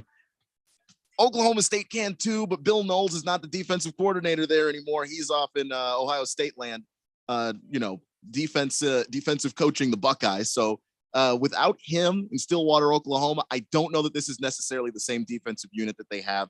I also thought that Spencer Sanders struggled a lot against Baylor last year. He threw 12 picks last year. 2 of them came against Baylor. They're kind of in his head. I'm going to go Baylor. All right. This is another game. Could be a trap game for number 17 ranked Texas A&M as they travel to Davis Wade Stadium in Starksville, Mississippi. Take on Mississippi State. Is this another, maybe is A&M on upset alert, or is this going to be a lockdown game for the Aggies? A&M is 100% on upset alert. And the reason why is their offense. Whatever they do at quarterback is wrong. They had Max Johnson. That was kind of a or they had Haynes King rather. That was kind of working out, but then he goes down and Max Johnson comes in, and it's a little bit better. I think that they might not even have lost that game earlier this year if they had Max Johnson, but it doesn't matter because their offense is not explosive. And when you recruit the 4-star and 5-star athletes that Jimbo Fisher's been recruiting, you expect a more explosive offense than that, and it's just not there. Meanwhile, Mississippi State, they're kind of a go big or go home kind of team. They either don't show up offensively because teams shut them out because they run the air raid. And so either you can stop the air raid or you just give up a ton of points. I haven't seen anything from this Texas A&M defense to suggest that they're capable of stopping what Mississippi State's going to bring to town. Wow. I'm going to take the Bulldogs. Wow. Okay. Upset alert right there. Texas A&M. All right. Number 10, North Carolina State travels to Clemson. Number 5, Clemson. Are they going to be ready for NC State, or is this just too much for State to come in and take on this Clemson team? Yeah, so this is a game that I know the Wolfpack has had circled on their calendar for about, I don't know, when did summer start? From the very beginning of this season, they knew that they were on a collision course with Clemson because they knew they had a really good team. The ACC has never looked this wide open, at least not since Clemson has been the dominant team in the ACC. And the Wolfpack, they know it. NC State's coming in, and they're going to be ready to throw the ball all over the place. And this is a Clemson team that really hasn't beaten anybody until last week when they ran into Wake Forest, at which point they needed double overtime to put the Demon Deacons away. Yeah. I think this NC State team is a more potent offense than that when they get rolling. So I'm going to go NC State with the upset over Clemson. All right. I've already covered one Pac-12 game. Here's another one. Colorado paying a visit to Tucson, the old Pueblo, to take on the Wildcats down at Tucson. Colorado stand a chance in this one. Or is Tucson just too strong for them? Which that's a sentence that I really didn't think we'd ever be uttering, but I think Tucson's too strong for them. No kidding. Yeah, Okay. I mean, Colorado just looks kind of hapless and lost offensively. I don't like the direction that they're going in. They don't know if they want to be a running team or a passing team. They kind of switch identities, and not to any particular result or effect. They just struggle a lot. That's why they're 0-4. Yeah, I think Arizona's going to beat them. All right, and the game that we're all interested in here, of course, ASU. This website has SC as the home team. I don't think that's correct. I think the SC is coming to Arizona State. Are they not? I think they were traveling to Sun Devil Stadium. But anyway, it doesn't matter because you know what's going to happen. Why do we have to take ourselves through this cruelty? You is preparing to fight against the Trojans, number 6 rank in the country. Don't maybe we get let's do another school. Can we do something else? Really? I don't want to know Look, about this. Look, I'll make it just make it quick and painless. Painless and quick. First off, Washington is going to be the team that's coming to Tempe to play ASU. But yeah, they're playing in LA, and USC favored by 25.5 points. I don't think they're going to cover it, but I don't think ASU is going to win either. Okay. So let's wash Jeffrey's I'm in a bad mood. Stanford at number 13, Oregon. The tree versus the duck. What say you, Keon? Yeah, I'm not sure what to make of Oregon this year. I expected them to be a whole lot better. They did only lose the one game, but even in some of the games that they won, they haven't exactly looked like the team that has as much talent as they have. Maybe playing Stanford at home, you can get right, which is tough to say against Stanford because Stanford is one of those teams that they don't win a ton of games every year, but they play everybody hard. And if you fail to show up, it's going to be a very long night for you. But I think Oregon's going to show up and kind of bounce back in this game. All right, there it is for this week, Jeffrey, is Keon Rose's college football dance party as we have a full slate of games this weekend. Should be fun to watch college football. I was not looking forward to that ending part. So that's why I changed it to Stanford, Oregon. So that didn't help you at all? No, not really. I do have a couple of questions for Keon, college football related. What's the big deal with Max Tooley from BYU throwing a shoe? It wasn't like he threw a shoe at a guy. The quarterback's shoe came off, and he's just like, threw it just like he's throwing it aside. But he got an unsportsmanlike conduct penalty that could have very well been pivotal in costing him the game. It didn't, but it could have. So what is the deal? It's just, if I find a shoe, I'm not going I'm going to pick it up and I'm going to throw it out of the way, out of the field of play. Why did they go after Max Tooley like that? You're not allowed to. You're just, if there is a shoe out there, you alert the officials, you tell them what's going on, you allow them to address it. It is not upon you to just take a shoe and chuck it. I remember watching LSU play a few years ago, and one of their players late in the game grabbed the shoe, chucked the shoe. It was like, I think the last full season of Ed Orgeron. Yeah. And it cost them the game. Yep. So yeah, you have to know that if there's any foreign object on the field, you tell the official you don't touch it. That is so hard to resist going, oh, what's this? Get this out of here. You know what I mean? It was not like he was being a jerk. Yeah. You're just getting something out of the way. Yeah. And in the other guy, the LSU guy referenced, I think he was kind of being a jerk. But in this particular instance, no. Okay. But the officials would rather you let them know beforehand and they'll figure it out, because that could have been somebody's shoe, and they could just the officials would be in a better position to go to the huddles and say, hey, whose shoe is this? Well, it's just the quarterback's not like he needed it. Look, you're just not allowed to be the person to touch it. That's just those are the rules. Yeah, but really, but on the other hand, who wants to touch somebody else's shoe? Another thing is, I think this could set a bad precedent. Texas Tech, they got a $50,000 fine for fans rushing the field after they won against Texas. Well, now one of the Texas Tech sponsors has stepped up and is paying the $50,000 fine. Just here you go. No problem. No fine. No problem. No foul. Whatever. I worry that this means that these idiots are going to rush the field every time now, and that could lead to trouble. After upsets, people rush the field. That's part of college football. Start rushing the field after the national anthem. That's how dumb the people in Texas are. And now they're empowered to do this. So I have concerns. I mean, they've always been empowered to do this. No matter what happens, no matter how much the NCAA says, no, this is illegal. Whenever there's a commercial for how great college football is and why you should watch these bowl games and playoffs, there's always a shot of a bunch of fans rushing the field, because that's what they do when their team pulls off an upset. Yeah, come on, man. NCAA, lighten up, will you? That's a big game. Joe the Show says, almost lost my grandes cajones today. Randy, I'm double fisting this route. Can you get me 2 Dos Equis, please? Well, hold on a second. What do you mean you almost lost your grandes cajones? What, did the dog attack you? I'm not really following how this happens. We need some more information on that, I think. Blissful A says, who knew Allen Iverson was making robots that run fast? Because he's AI. That's got to be a 2 minute. That's right. That's a 2 minute for Blissful Hayes. No more text reading for him for 2 minutes. Big George says, wow, wasn't even close this time. Jeffrey completely dominated this edition of Keon Rose's college football dance party. Yeah. He had that zinger of the segment with his Michael Penis joke. And of course, Randy close second as the MC of the segment. But Keon, you keep your chin up. You're getting better. Wow. I have nothing to say. I don't know who appointed Big George, the jury there, but thank you, Big I'm George. not complaining. I don't question things. I can't see that. I'm not going to question things. Complain. No, of course not. I'm a winner. Yeah. We'll take a break. We'll come back. We'll talk some more football. Are you happy, Mystery Girl? It's the Daily Blender here on 1580 The Fanatic.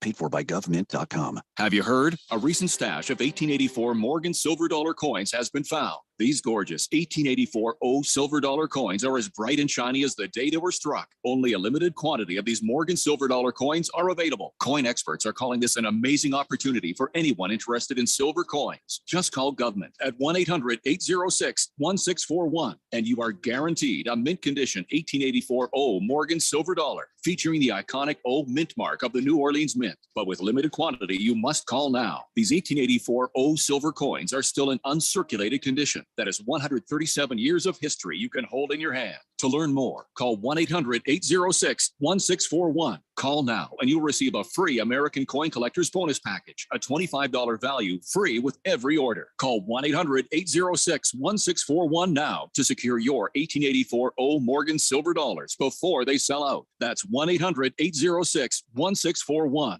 Hey guys, it's Stephen McCollum from the Main Event, here to tell you about Access Property Advisors. When I need to buy or sell properties or get them rented out, Access Property Advisors gets me the best sales price or lease terms to make my rental properties profitable. Jason Sellers has an impressive team of professionals at Access Property Advisors, experts in just about anything you can need with real estate. So whether you want to find the home of your dreams, sell your home, or manage your rental property, do what I do and give Access Property Advisors a call at 602-614-5590. That's 602-614-5590 or visit accesspropertyadvisors.com.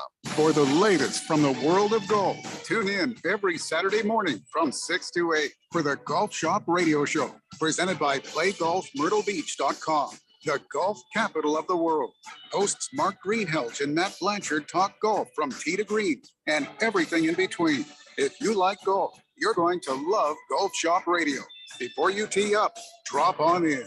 Welcome to the Golf Shop here on 1580 and 99.3 The Fanatic.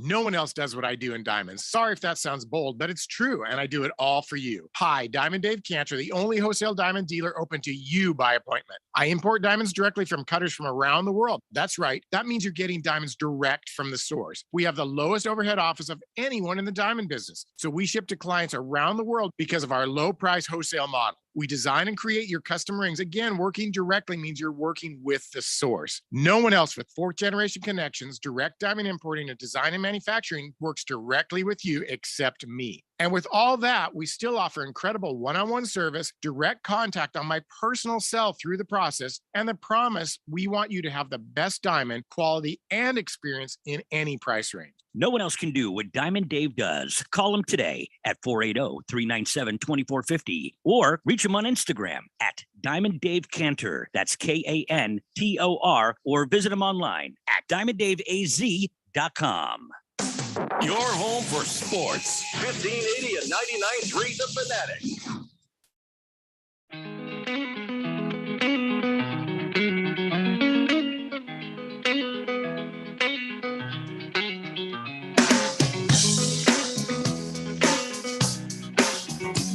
Daily Blender here on 1580 The Fanatic. And, I believe I was the only person on the show that picked the Bengals to win last night. And I at least got that going for me. But I also did pick the Arizona Cardinals to win this weekend. And, well, I'll hold your applause. I might have to change that. Why? Why are you going to do me so wrong, man? It was not you as much as Hollywood Brown, who, is dinged, and as Rondale Moore is, J.J. Watt is, but Cardinals, according to Adam Schefter, have ruled out A.J. Green for Sunday because of the hammy injury right there. And so you got enough questions there where I am actually considering changing to the Carolina Panthers. Now, who did you pick, Keon? I had the Cardinals as well. All right. Well, talk me out of changing my pick, or do you think that maybe I may have something here? No, you may have something because the Panthers haven't been scoring a ton of points. So you could make the argument that with Hollywood Brown, the Cardinals would have gotten the ability, I think, to score more than the Panthers fairly easily. Without him, I don't know that you can say that. They I think they're still the better team. But top to bottom. Dortch is okay. Dortch, he's okay, but and I still think they're the better team top to bottom. But it's tough when you're missing a top receiver on a team that's already missing a bunch of receivers. I am eyeballing the pick. That's all I'm going to say right now. I have not changed it yet. Ooh, but I'm thinking about it. I am thinking about it because here's some other designations here. Well, you got defensive lineman Rashard Lawrence. He's got a hand injury. Linebacker Ezekiel Turner has an ankle injury. Those both are out. Zaven Collins has got a shoulder banged up there. Rodney Hudson, his knee. Kicker Matt Prater, he's got a hip thing. And so they are listed as questionable. And then you're telling me that AJ Green's not even going to play. Yeah, I'm starting to kind of worry here. Of course, the game for the Arizona Cardinals is Sunday afternoon. So I'll be watching the wires and listening to what the reports say, getting closer to that game. Because remember, we do our picks on Thursday because it's a fun day to do it. but I can change my pick anytime I want before the game starts. And so can you guys who are doing your NFL Harmon Solar fan pick'ems, because we're not bastards. All right. So before game time, you can change the pick. As soon as the game starts, you're locked out. There's nothing you can do. And by the way, that's the game time of the game. So if you've already had games that have played, you're not locked out of changing for Correct. future games. Yeah, each game on its own. So right up until 4:05, you can change your pick on the Arizona Cardinals if you feel led to do so. So I'm kind of keeping an eye on it, Randy, but don't get mad. Can't blame me. Oh, I won't get mad at all. No, you do what you got to do. Right now, Keon is ahead by 1 in the show count. You know, for the station, I think it's Big Steve, but for our show here, Keon is up 1 ahead of me in our picks, for the Daily Blender. Boogie, nowhere to be seen. 888-368-1580. So should we do an injury report here? Is that what we should do? Let's go for it. Let's all right, because a lot of people have players on fantasy football. A lot of people's picks may depend on some of this information, and it's just good to know what's about to happen out there. So I've got a lot of stuff to cover. We may not be able to do it before the top of the hour. That's how many injuries there are. All right. Boy. Tua Tagovailoa is suffering from a hangnail. He should be good to go for the next game. Wow. Now that's according to the Miami Dolphins. I don't want me. You know, they're a reputable team. Let's see. J.K. Dobbins expected to play. Ronnie Stanley, however, he is questionable. So I know a lot of people have been excited about, the promise of J.K. Dobbins. I'd say temper your expectations just early on, but yeah, he is going to play. The Buccaneers they're going to make game time decisions on Chris Godwin, Julio Jones, and Donovan Smith. That's another one that kind of makes me eyeball the picks. But I picked the Kansas City Chiefs, so nothing to change there. But that is a good reason to go my way. Mac Jones is on the field for the Patriots in practice today, but Brian Hoyer thinks he's still starting. That was the last word that I saw, but Mac Jones is saying, hey, I might play. So I'm not sure exactly what's going on, but since it's the Patriots, who gives a damn? Really? Yeah. Are they ever honest about injuries? That's another good point. Bill Belichick is probably the one who's flying that drone over the Dolphins practice the other day. Myles Garrett, who says that his brush with death was a wake-up call. He will not drive like a speed demon anymore, but he is still listed as questionable to play Sunday, as is Jadeveon Clowney. Dalvin Cook off the injury report. He's going to play in London. So Alvin Kamara, Jarvis Landry, both listed as questionable for the Saints Vikings. I had somebody else from that. James Winston's not playing.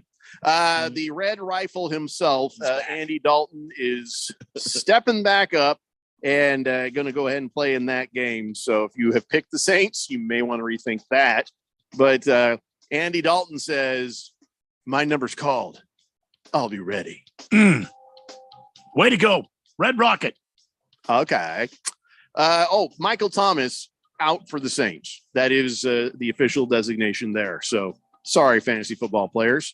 Cordell Patterson has been listed as questionable for Sunday. And that's when healthy, that is just an amazing player right there. And I had him in fantasy football last year. And, I just love watching him. I don't even care about the fantasy football aspect of it. He's just a lot of fun to watch. So hopefully he'll be able to play in that game. I know this applies to you, Keon. Gabe Davis is questionable. Jordan Poyer is as well. What's wrong with Gabe Davis, by the way? Ankle. Yeah, it's been the ankle for the last couple of weeks. He didn't play, I think, a couple of weeks ago. Did play last week, but he didn't do a ton.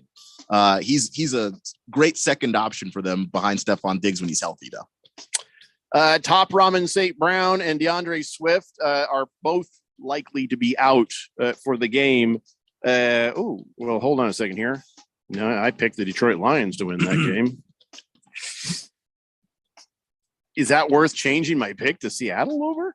That's the question. But Amon-Ra St. Brown is their top receiver and DeAndre Swift is their top back.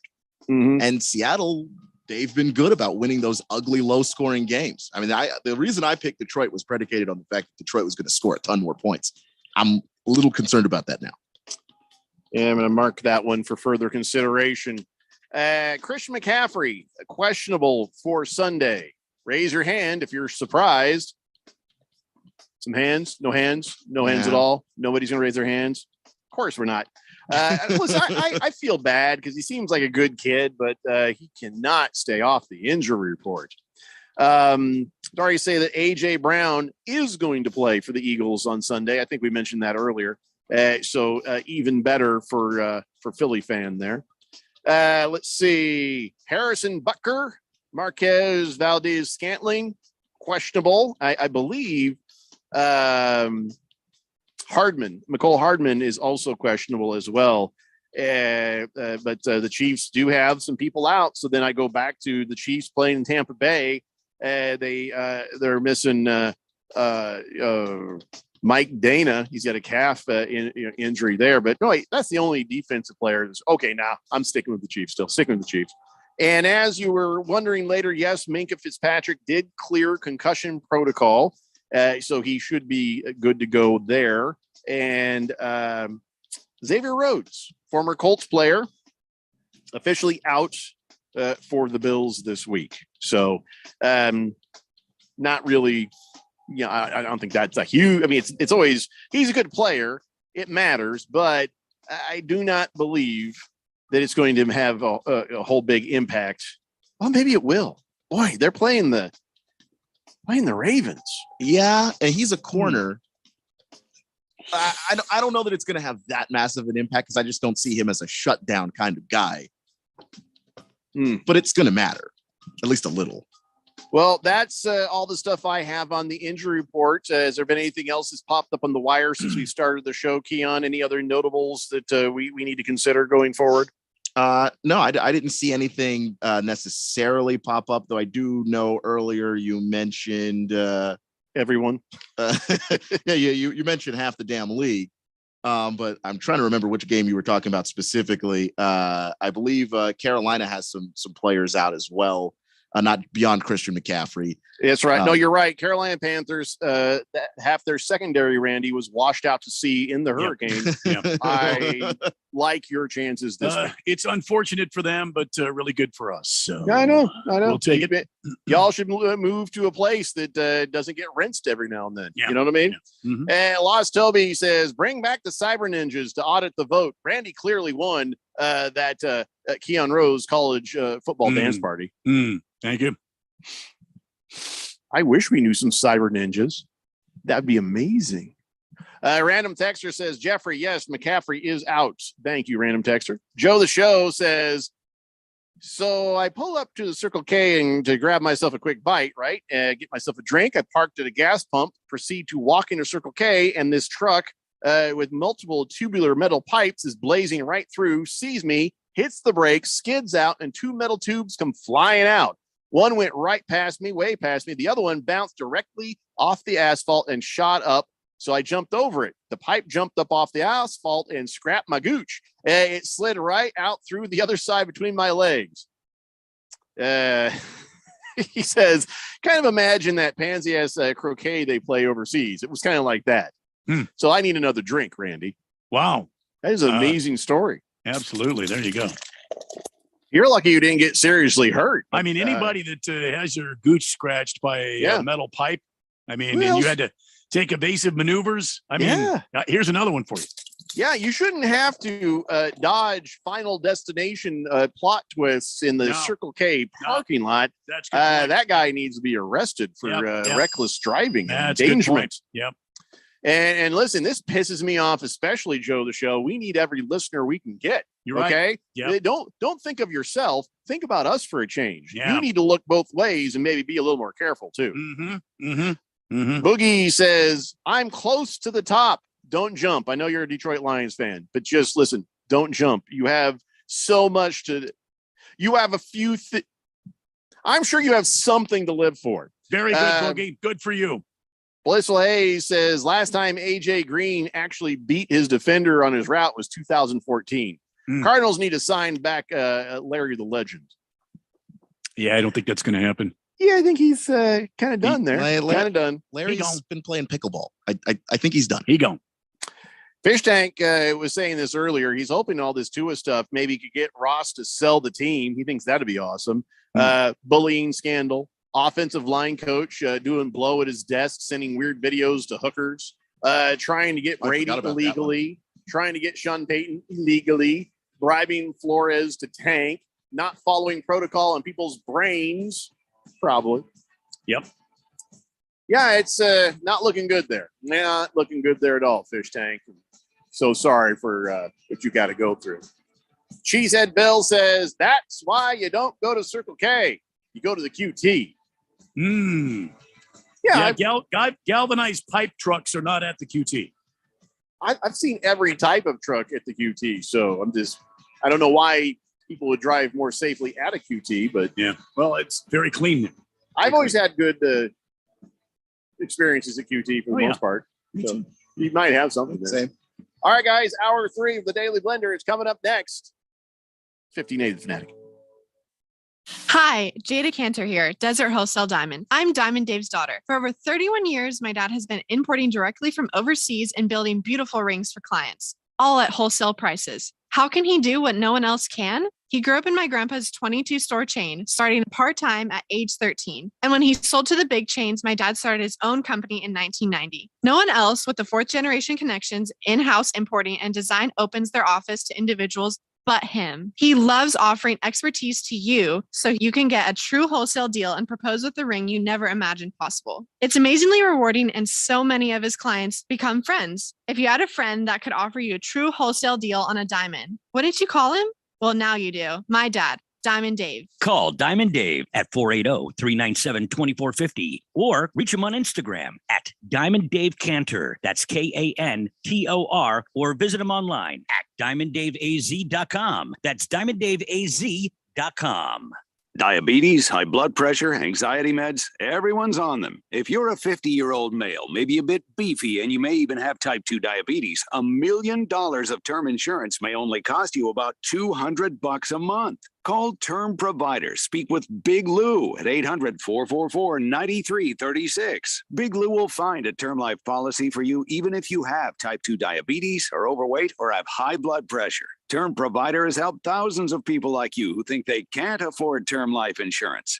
To buy $1 million of affordable term life for you, all you need to do is call Big Lou at 800-444-9336. Lou will make sure the scales are tipped in your favor. Call 800-444-9336. Big Lou will answer your call and work to fit you into a term life policy that you can afford. Remember, Big Lou's like you. He's on meds too. For affordable term life, call 800-444-9336. This is Aaron Warby, host of the Bulls and the Bears Radio Hour. In the show, we teach the tools, rules, and strategies that professionals use to outperform in the markets. Having those skills has never been more important than it is in our current economy. These are times that history teaches us that the masses are impoverished while the few making the right moves are gaining generational type wealth. At Online Trading Academy, we teach people just like you how to make the same moves at the same time as Wall Street elites. And right now, we have an end of summer special.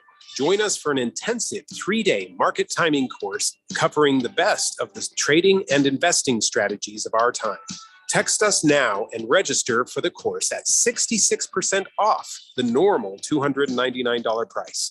Text $99 to 25029 and get this class for just $99. Again, that's $99 to 25029. Live from the Harmon Solar Studios in Scottsdale. This is KQFN Tempe. Also transmitting on K25CD Phoenix at 99.3 FM. And K240 U Fountain Hills at 95.9 FM. It's time for the third hour.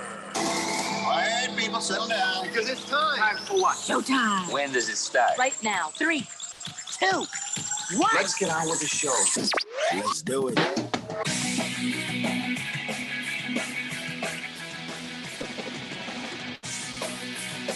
All right, everybody. everybody. It's 5 o'clock on a Friday here on the Daily Blender. I'm your good friend, your radio pal, Jeffrey O'Brien, alongside Randy White. Got Keon Rose in the control room, and you guys are on the Fanatic text line, 888-368-1580, as we broadcast live in the Harmon Solar Studios in Scottsdale. Blissful Hayes thinks that Frank Sacred Reich is going to sign Brian Hoyer in the offseason to be a Colts quarterback. Yeah, well, the joke's on you. Yeah. I don't think Frank Reich's going to get to be here another year because Jim Irsay, he's the firing type. You know what I mean? He's not happy. Things are going to happen. So, yeah, I don't know for better or for worse, but Frank Reich, I do not believe will be around if the season goes the way it looks. Chris Ballard, maybe not. Don't know. Joe the Show, he needs a six-pack. He says he needs another Dos Equis there. Man, he had a near-death experience in a Circle K parking lot. And if you're the guy driving the truck with the tubes, I want you arrested, because we can't lose any listeners. Just pull in the local police precinct there and turn yourself in. Tell them Jeffrey O'Brien said so. Yeah. That ought to take care of it. So, by the way, I tell you what, nobody sounds like they're about to have a better weekend than Randy White. Randy has been teasing us. I don't know if this is on air or off air. I know definitely off air. Why am I going to have a great weekend? Oh, the brisket. Oh, man. Grilling. I've been smoking a brisket all day on the Vision and started at 7:12 a.m. this morning. And I'm sitting at 212 degrees right now, waiting for 225 to pull that sucker. But let me tell you, it's butter. I wonder. I mean, it's just, oh my God, it's ready to. Oh, I don't even know if I can contain myself. When you're doing the grilling or the smoking and whatnot, I feel like your neighbors slow down when they walk past your house quite a bit. Maybe I can't confirm that. I can't deny it. So, but yes. Hoping to smell the food or at least get an invitation. Listen, you know what I mean? Hi, Randy. Yeah. Hey.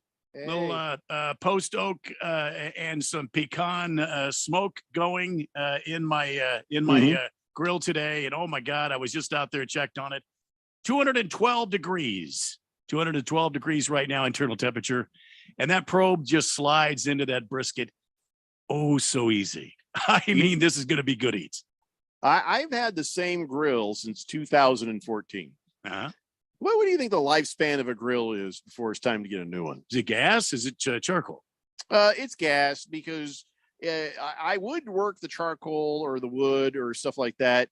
But most of the time I'm in a hurry. So for me, it's more a matter of convenience of saying, like, once I get off the air, click, start doing stuff, because I don't talk about it much. I mean, my weekend grilling is generally stuff like hot dogs and hamburgers and steak. Don't ask me to cook only hot dogs in a grill. Don't. Well, because that's just a waste of time. Just hot dogs? No. 2014, you say, is when you got this grill. If it were me, and if I were you, because I know you like a charcoal flavor, you like a little smoky flavor. You're a connoisseur of the great smoked meat kingdom. Listen, I would spend the money on a good pellet grill because they're easy. It's a significant outlay of cash, like the Traeger Timberline's about $2,000, but you can do a lot of stuff on there: steaks, vegetables, chicken breasts. You can do a whole load of stuff on there, and all you do it's like a gas grill, but it's the pellets. You hit the on button and set your temperature. Let's say it's 250, 325 degrees. You set that. And the pellet grill does all the rest for you, except for putting the meat on and taking the meat off. I was thinking of, because I've heard they've got those bisexual grills, the ones that they're either gas and or charcoal.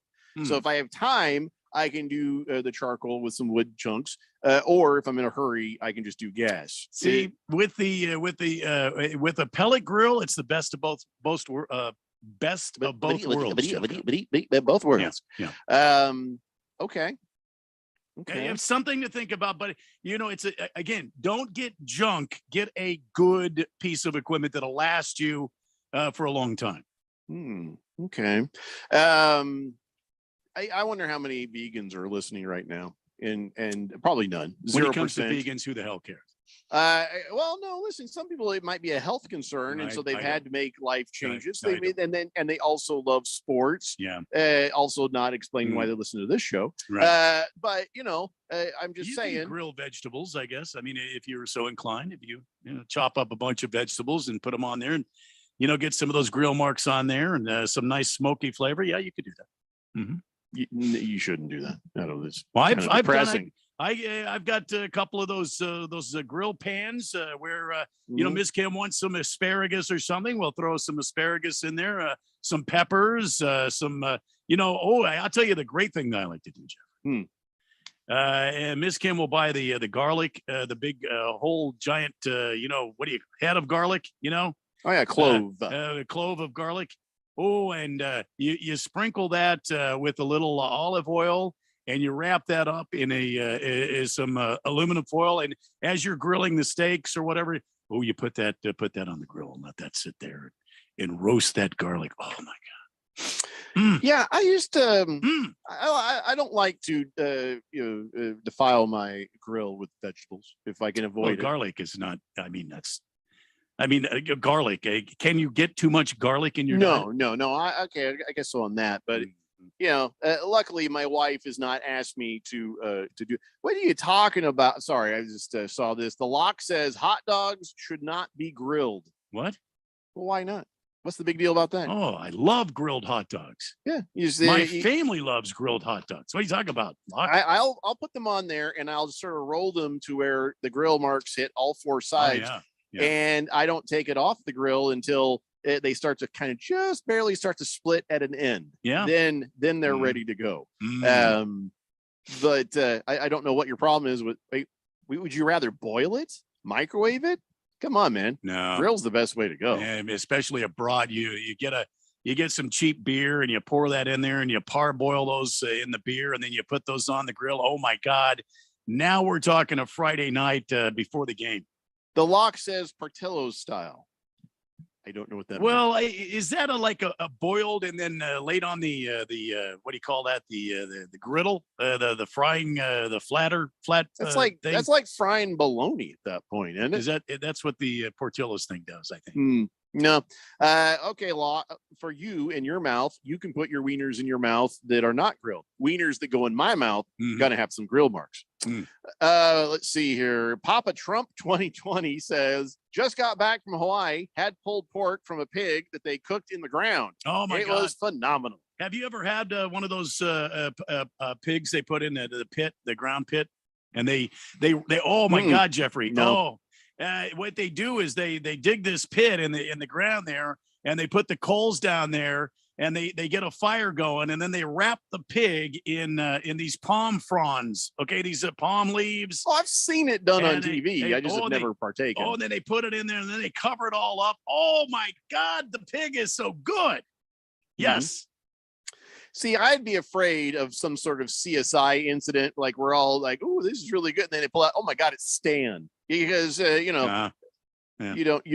human body and a pig body is very similar. Yeah, I don't want to start cutting into something unless I see it, like all of it. I want to see all of it. Yeah, I could see that.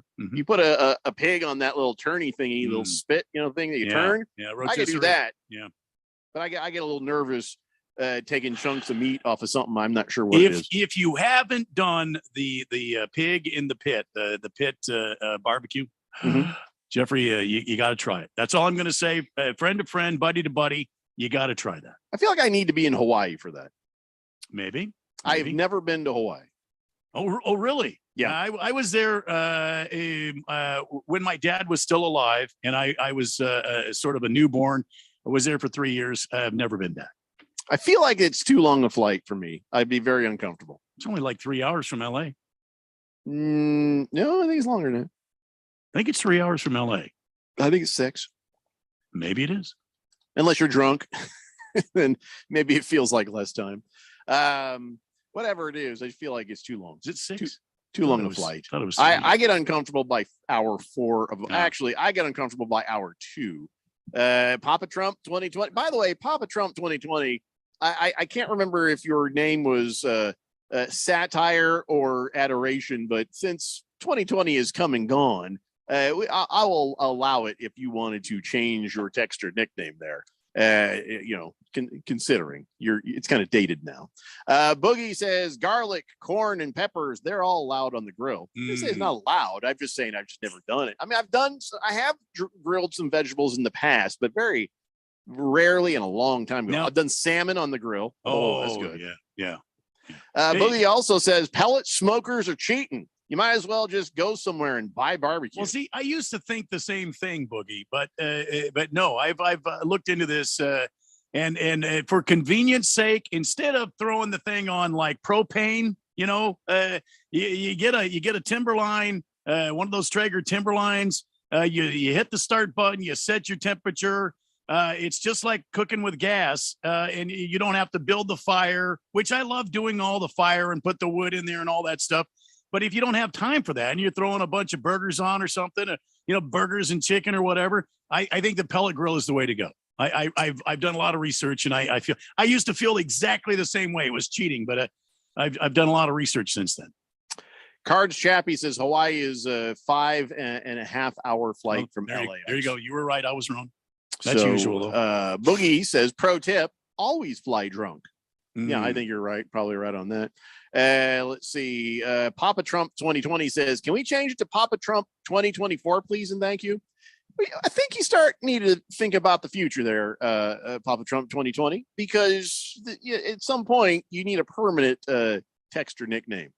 I want you to think about that, because usually we only let people change their texter nicknames once.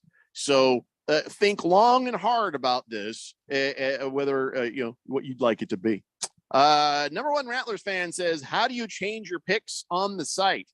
Again, you can do it before the game. You can't do it after or when it started, but you go to the picks, your picks page there, and just click on it, and it'll let you change it as long as it's before the game. Number one Rattlers fan. But make sure to go to the bottom. I've learned this the hard way. Yes, I think Keon update. has too. Yep. You've got to update. So go and make your changes. So if it's, for example, the Cardinals-Panthers game, and you've come over to the right side, you now want to forego the Panthers pick and pick the Cardinals, you go in there, you just click on the Cardinals. It'll update automatically, and go down to the bottom and click Update Picks. There you go. 888-368-1580. Hefty Lefty says grilled asparagus is delicious side for steaks. Yeah, that's one of the few vegetables I have done on there. But we realized that, it tastes pretty good. But my wife, the way she steams the asparagus and then you have it with steak, she does way better. Way better. Well, absolutely. Asparagus is not bad either way. But have you ever had grilled pineapple? No. Yes. No. You haven't? Yes, I have. And it tastes like warm pineapple. It doesn't really do much for it. I do have to agree to that. Yeah. That's been my experience too. I like it. I like a little smoky taste in the pineapple. Blissful Hayes says the only pig I've had recently is this overweight hooker. Right now, come on, Blissful Hayes. That's not right. Come on. Mr. Pringle says, enjoy that brisket tomorrow, Randy. I'm putting a 10-pound pork butt on my smoker at 5 a.m. tomorrow morning. Good for you. It's going to be a beautiful weekend too. Joe the Show says, enjoy your meat, Sensei Grill Master. Yes, Randy White is the Grill Master General here on the Daily Blender. State Street Brat says, Papa Trump, that's a great texter nickname. You might as well just drop the date off of it if you're going to do that. I honestly thought that was what he was going to do. And then he just added another date to be dated by. So whether it's satire or adoration, I think that would be a good one to go for the ages. Twitty, it says, cooking a pig in a pit here in Arizona takes a whole lot of extra work. But if you're willing to dig a pit, it's worth the effort. Well, yeah. So here's something that we need to teach Keon. The Arizona desert, you have a layer of dirt, which is 5-6 inches if you're lucky, and then under that is something called caliche. It's a very hard, rocky clay type substance that you almost need a damn jackhammer to go through. So digging a hole, you either need to have a machine or you got to be in shape. And then when you think about where you came from, Keon, where it's like, oh, post hole digging, no problem. I just slam that post hole digger in the ground, squeeze the thing and pull the dirt out. That don't work. No. Okay. you will shatter parts of your body trying to use a basic post hole digger here in Arizona. It's just not potting, trying to put plants in, anything like that.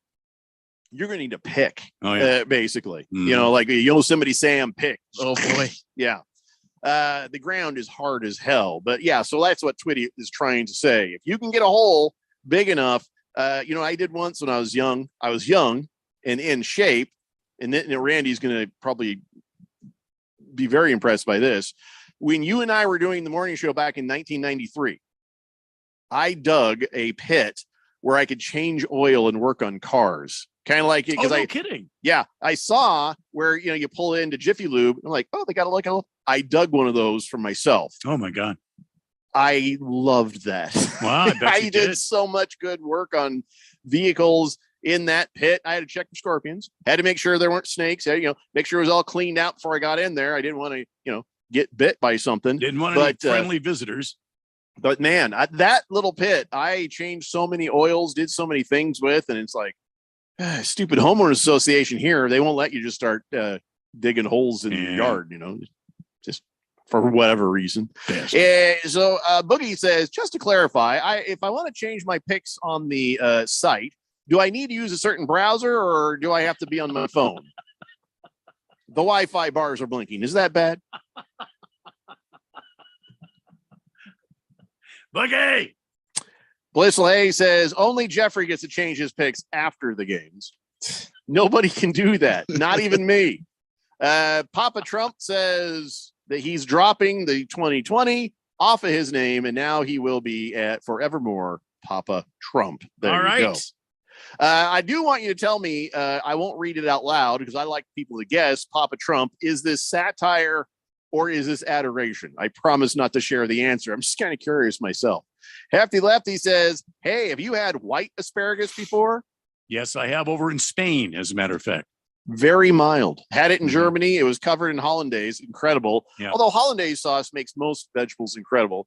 You are correct, Hefty Lefty. And no, I've never had white asparagus. Yeah. I feel like there was something wrong with it.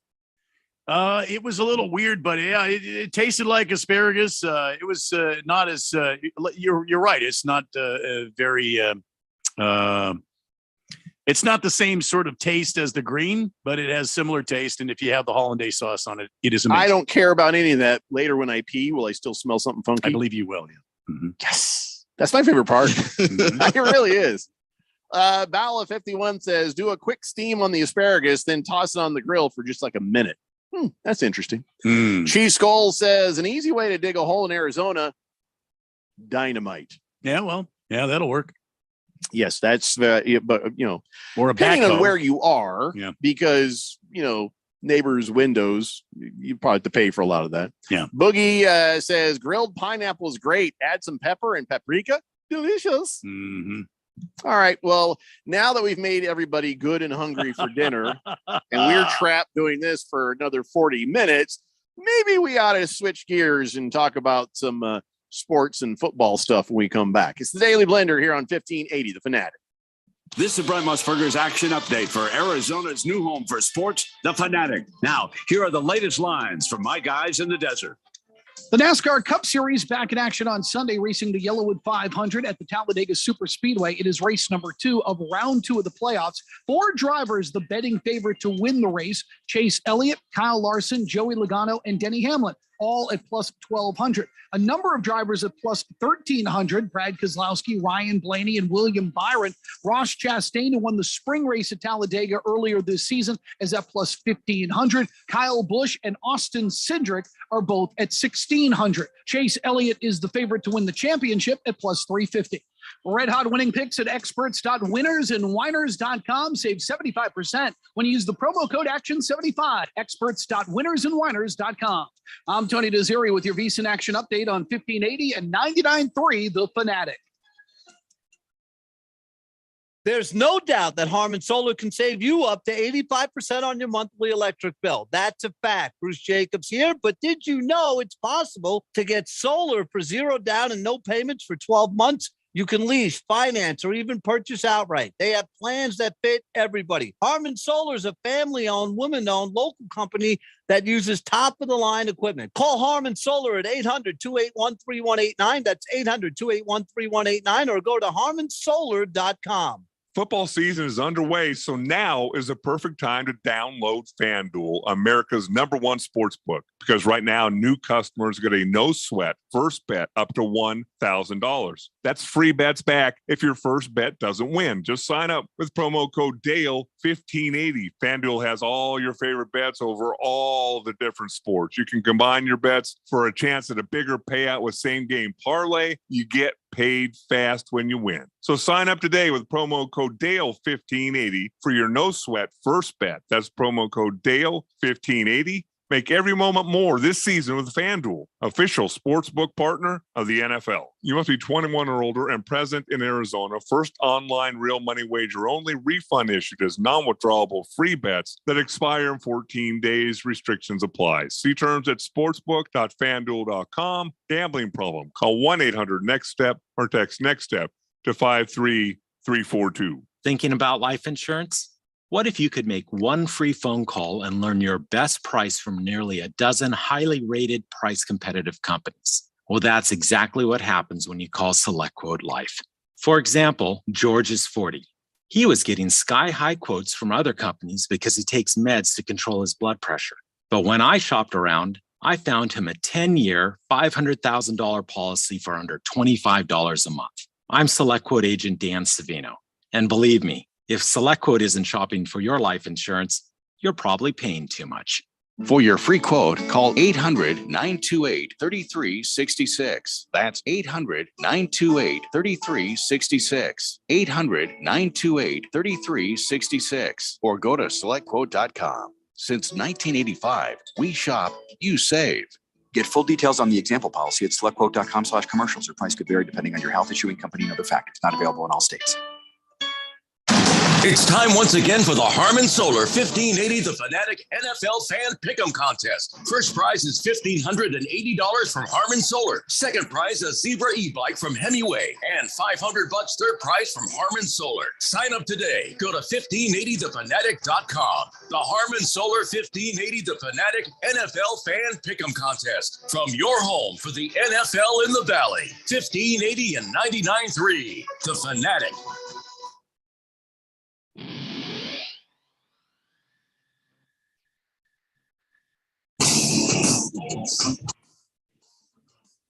NFL week number 4 underway here. And what's cool about the NFL is I really like to bet the NFL, and I bet it on my my app. It's the FanDuel Sportsbook, one of the easiest apps to get, to download, and to set up. And also what's cool about FanDuel, you can combine prop bets that are already listed there for you with other bets from the same game and build your own same game parlay for a bigger payout for like this weekend. I mean, you might take a Cardinals game. You might take a Dortch to have over 100 yards passing or receiving.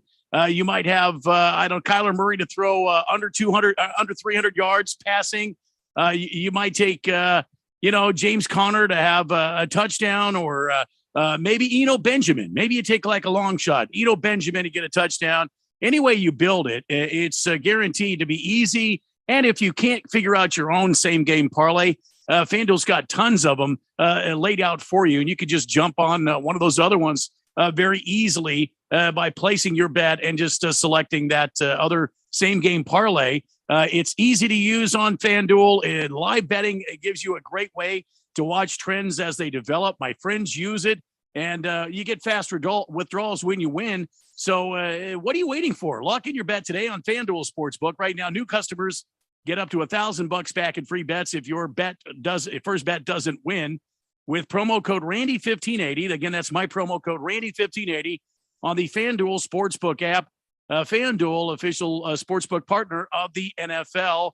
Must be 21 or older, present in Arizona. First online real money wager only. $10 first deposit required. Bonus issued as non-withdrawable free bets that expire 14 days after receipt. Restrictions apply. See full terms at sportsbook.fanduel.com. Gambling problem, 1-800-NEXT-STEP, or text NEXT STEP to 53342. Jeffco. So, as I said earlier, I am very much thinking that I might change my pick from the Detroit Lions to the Seattle Rainy City Bitch Pigeons on my pick sheet. Still not sure yet. But then I get ready to hit that button, and then I read this. Geno Smith files for trademark on "They wrote me off, but I ain't right back, though." I don't know if I can pick the Seahawks. They wrote me off, but I ain't right back.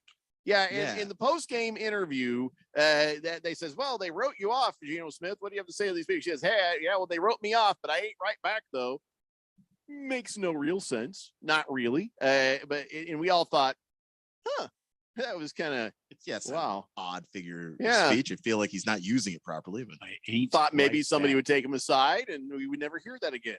But instead, he filed for the trademark. Well, Who's buying that T-shirt? I'll be sure not to use that phrase. Wow. You know, who's like, I need that on a coffee mug. They wrote me off, but I ain't right back yet. Not me.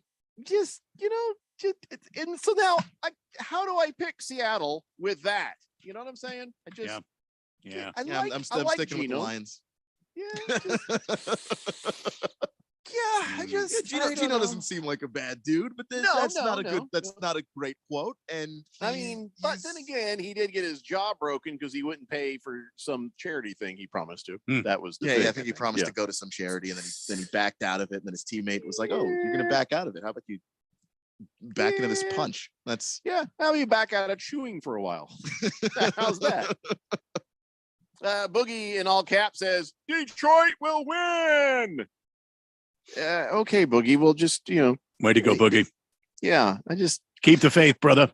Yeah, just okay. I'm just saying. I just don't know. What are you even putting that on? Like stationary? They wrote me off, but I ain't right back though. It's got to be like a T-shirt or a hat, or because if it's stationary, we're like, "But you had all this stationary. Why did you not write back?" That's kind of rude. Yeah, actually. that just seems not like nice. Not even making excuses. Very brazen.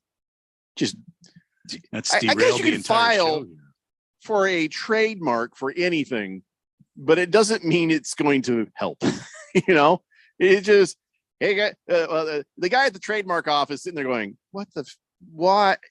Yeah, okay, yeah." TM. There you go. Get out of here with that. Yeah. We will never see that again on anything that matters. The Jet says, "Let's be honest. With Detroit and the Rainy City Bitch Pigeons playing a game, there's not going to be a winner.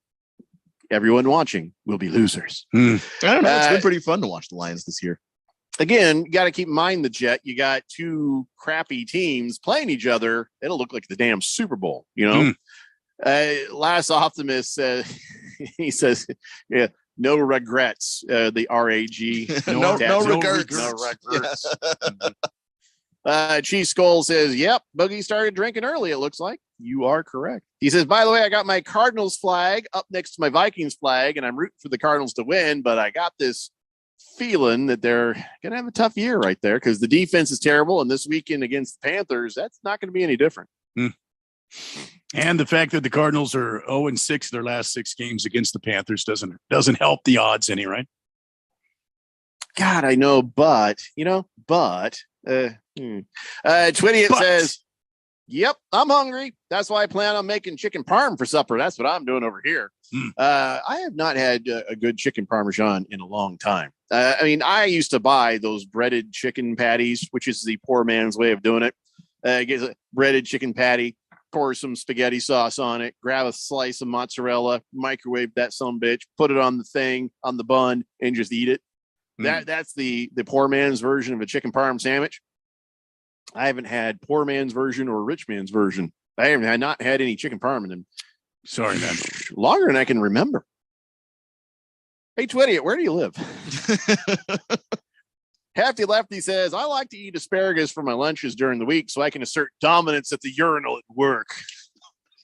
Wow. Really? That's fair. That musky Blissful scent that's in there, that's you, is it? It's asserting your dominance. Blissful Hay says, "My dad says butane is a bastard gas." Okay. I use propane, but okay. Yeah. Listen, again, like I said, it's because when I get ready and my wife's like, okay, I need you to grill this pork or grill this chicken. It's all this stuff that, she spices it up. I take it out, set it on fire, bring it in. I ain't got time to wait around. So, but on the days I do have time to wait around, I do want to do it right. Did you see the names that they have put out there, the eligible players for the Pro Football Hall of Fame? They haven't announced who it's going to be, but they did throw out there people who've been retired for 5 years. Freeney, remember Dwight Freeney, Randy? Yes. He's now eligible and has been listed. James Harrison, Cam Chancellor, and there's two right there that I could see going into the Hall of Fame. Joe Thomas, offensive tackle. Oh, there's three. Running back Chris Johnson, but also Pat. Come on. McAfee? That's right. Probably the best punter of all time for my Colts.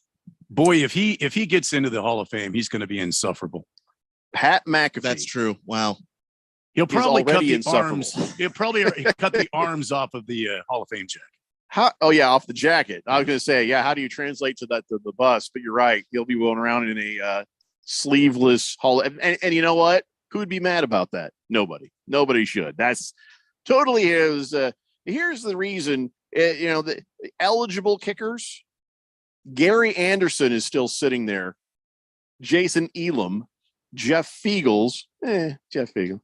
A whole bunch of other kickers. Ryan Longwell. So I feel like Pat McAfee may wait a while, right? I don't think so. Well, kickers wait a while. Kickers wait a while, but he's not a kicker. He's a punter. He's a punter. And same thing. Well, there's only one punter in the Hall of Fame, and it's Ray Guy, the greatest punter of all time. So, listen, I stand by Pat McAfee may be waiting longer than a while. Is what I'm getting at. Kickers are not real football players. Very rare exceptions are made. But Pat McAfee, at least, he has been listed, and so I don't know. People were crapping on the last Hall of Fame class as far as names are not there, stars were not in there. As we look forward to the next one, which again we got a whole season to go before we even got to worry about it. All right, why do we seem like we have a shortage of marquee players in, what I'm saying, that were inducted? I'm not saying the guys who were inducted didn't deserve to be there, but the names, so far still sitting there: Randall Cunningham, Jeff Garcia, Dave Craig, Steve McNair, Donovan McNabb. Any one of those guys would go in and people feel pretty good about it, right? I mean, who does not deserve on that list to be in the Hall of Fame? More importantly, who should go first? Because I don't want to argue. I want to. Who of those guys should go first? Randall Cunningham. I mean, how he's not already a Hall of Famer is quite odd. Yeah, why is Steve McNair still sitting in the wings? Yeah, I don't know that one either. Even if you take into account the circumstances of his death and all that stuff, it just doesn't. The man was an MVP and went to a Super Bowl and led teams and is one of the toughest persons to ever play in the NFL from the quarterback position. How is he not already a Hall of Famer?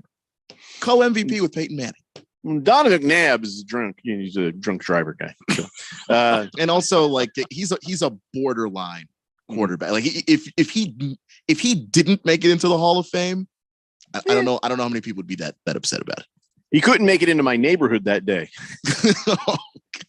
I lived in the same neighborhood back when that incident happened, and that was right where I would turn in. I was thinking to myself, man, I was only I would have been there a few minutes either earlier or later. I wonder how much money I could have got out of him. He just runs into me.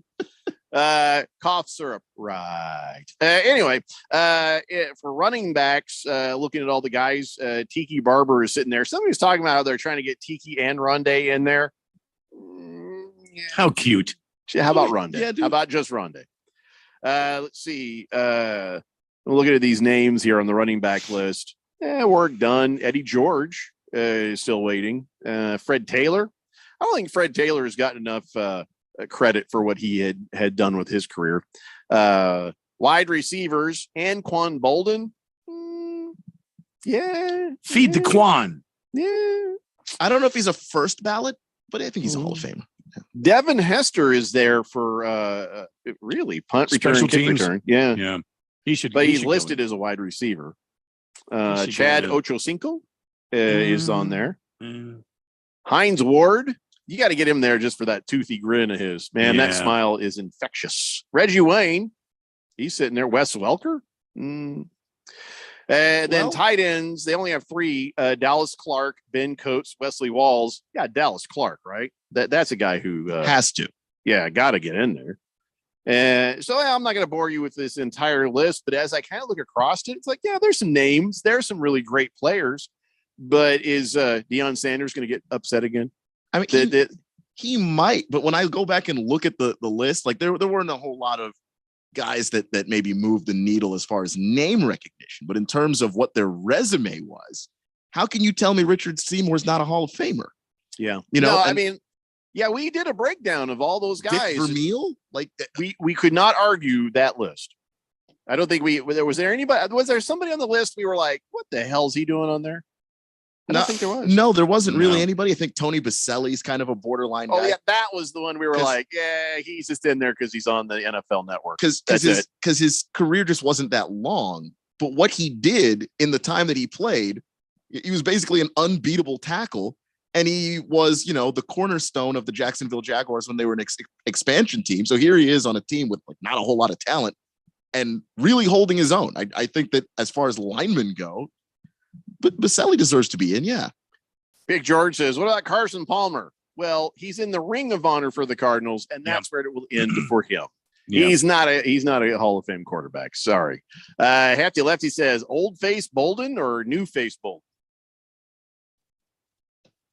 I didn't know there was a difference. Did he get plastic surgery done? Well, he took a vicious hit against the Jets when he was playing with the Cardinals. A vicious hit. And it broke his nose. It broke like an eye socket. Ooh, it broke his jaw, I think. And so he had to have reconstructive surgery. Yeah. But he should go in the Hall of Fame because he continued playing in the game with all of this stuff going on. That is manly. Hefty Lefty says McNabb and Garcia are not Hall of Fame worthy, in my opinion. Yeah. McNair and Cunningham, though, I can see that for sure. Yeah. Good Cat says, my mama says alligators are ornery because they all got them teeth and no toothbrush. Okay. Wow. Chief Skull says, I can see field goal kickers possibly going to the Hall of Fame, but what good does a punter do statistically that should warrant them getting into the Hall of Fame? Screw Pat McAfee. Well, here's the thing. They change field position as part of a really good punter can really make a big difference for your defense, not for your offense. Miss Pringle says kickers and punters should never be allowed in the Hall of Fame. I don't know about that. I mean, special section, I guess. Boogie says, remember, the NFL changed kickoff rules because of Pat McAfee. He did have a huge impact in the game. Well, I think Antonio Brown had a huge impact on his face. Hefty Lefty says Shane Leckler needs to be the next punter in the Hall of Fame.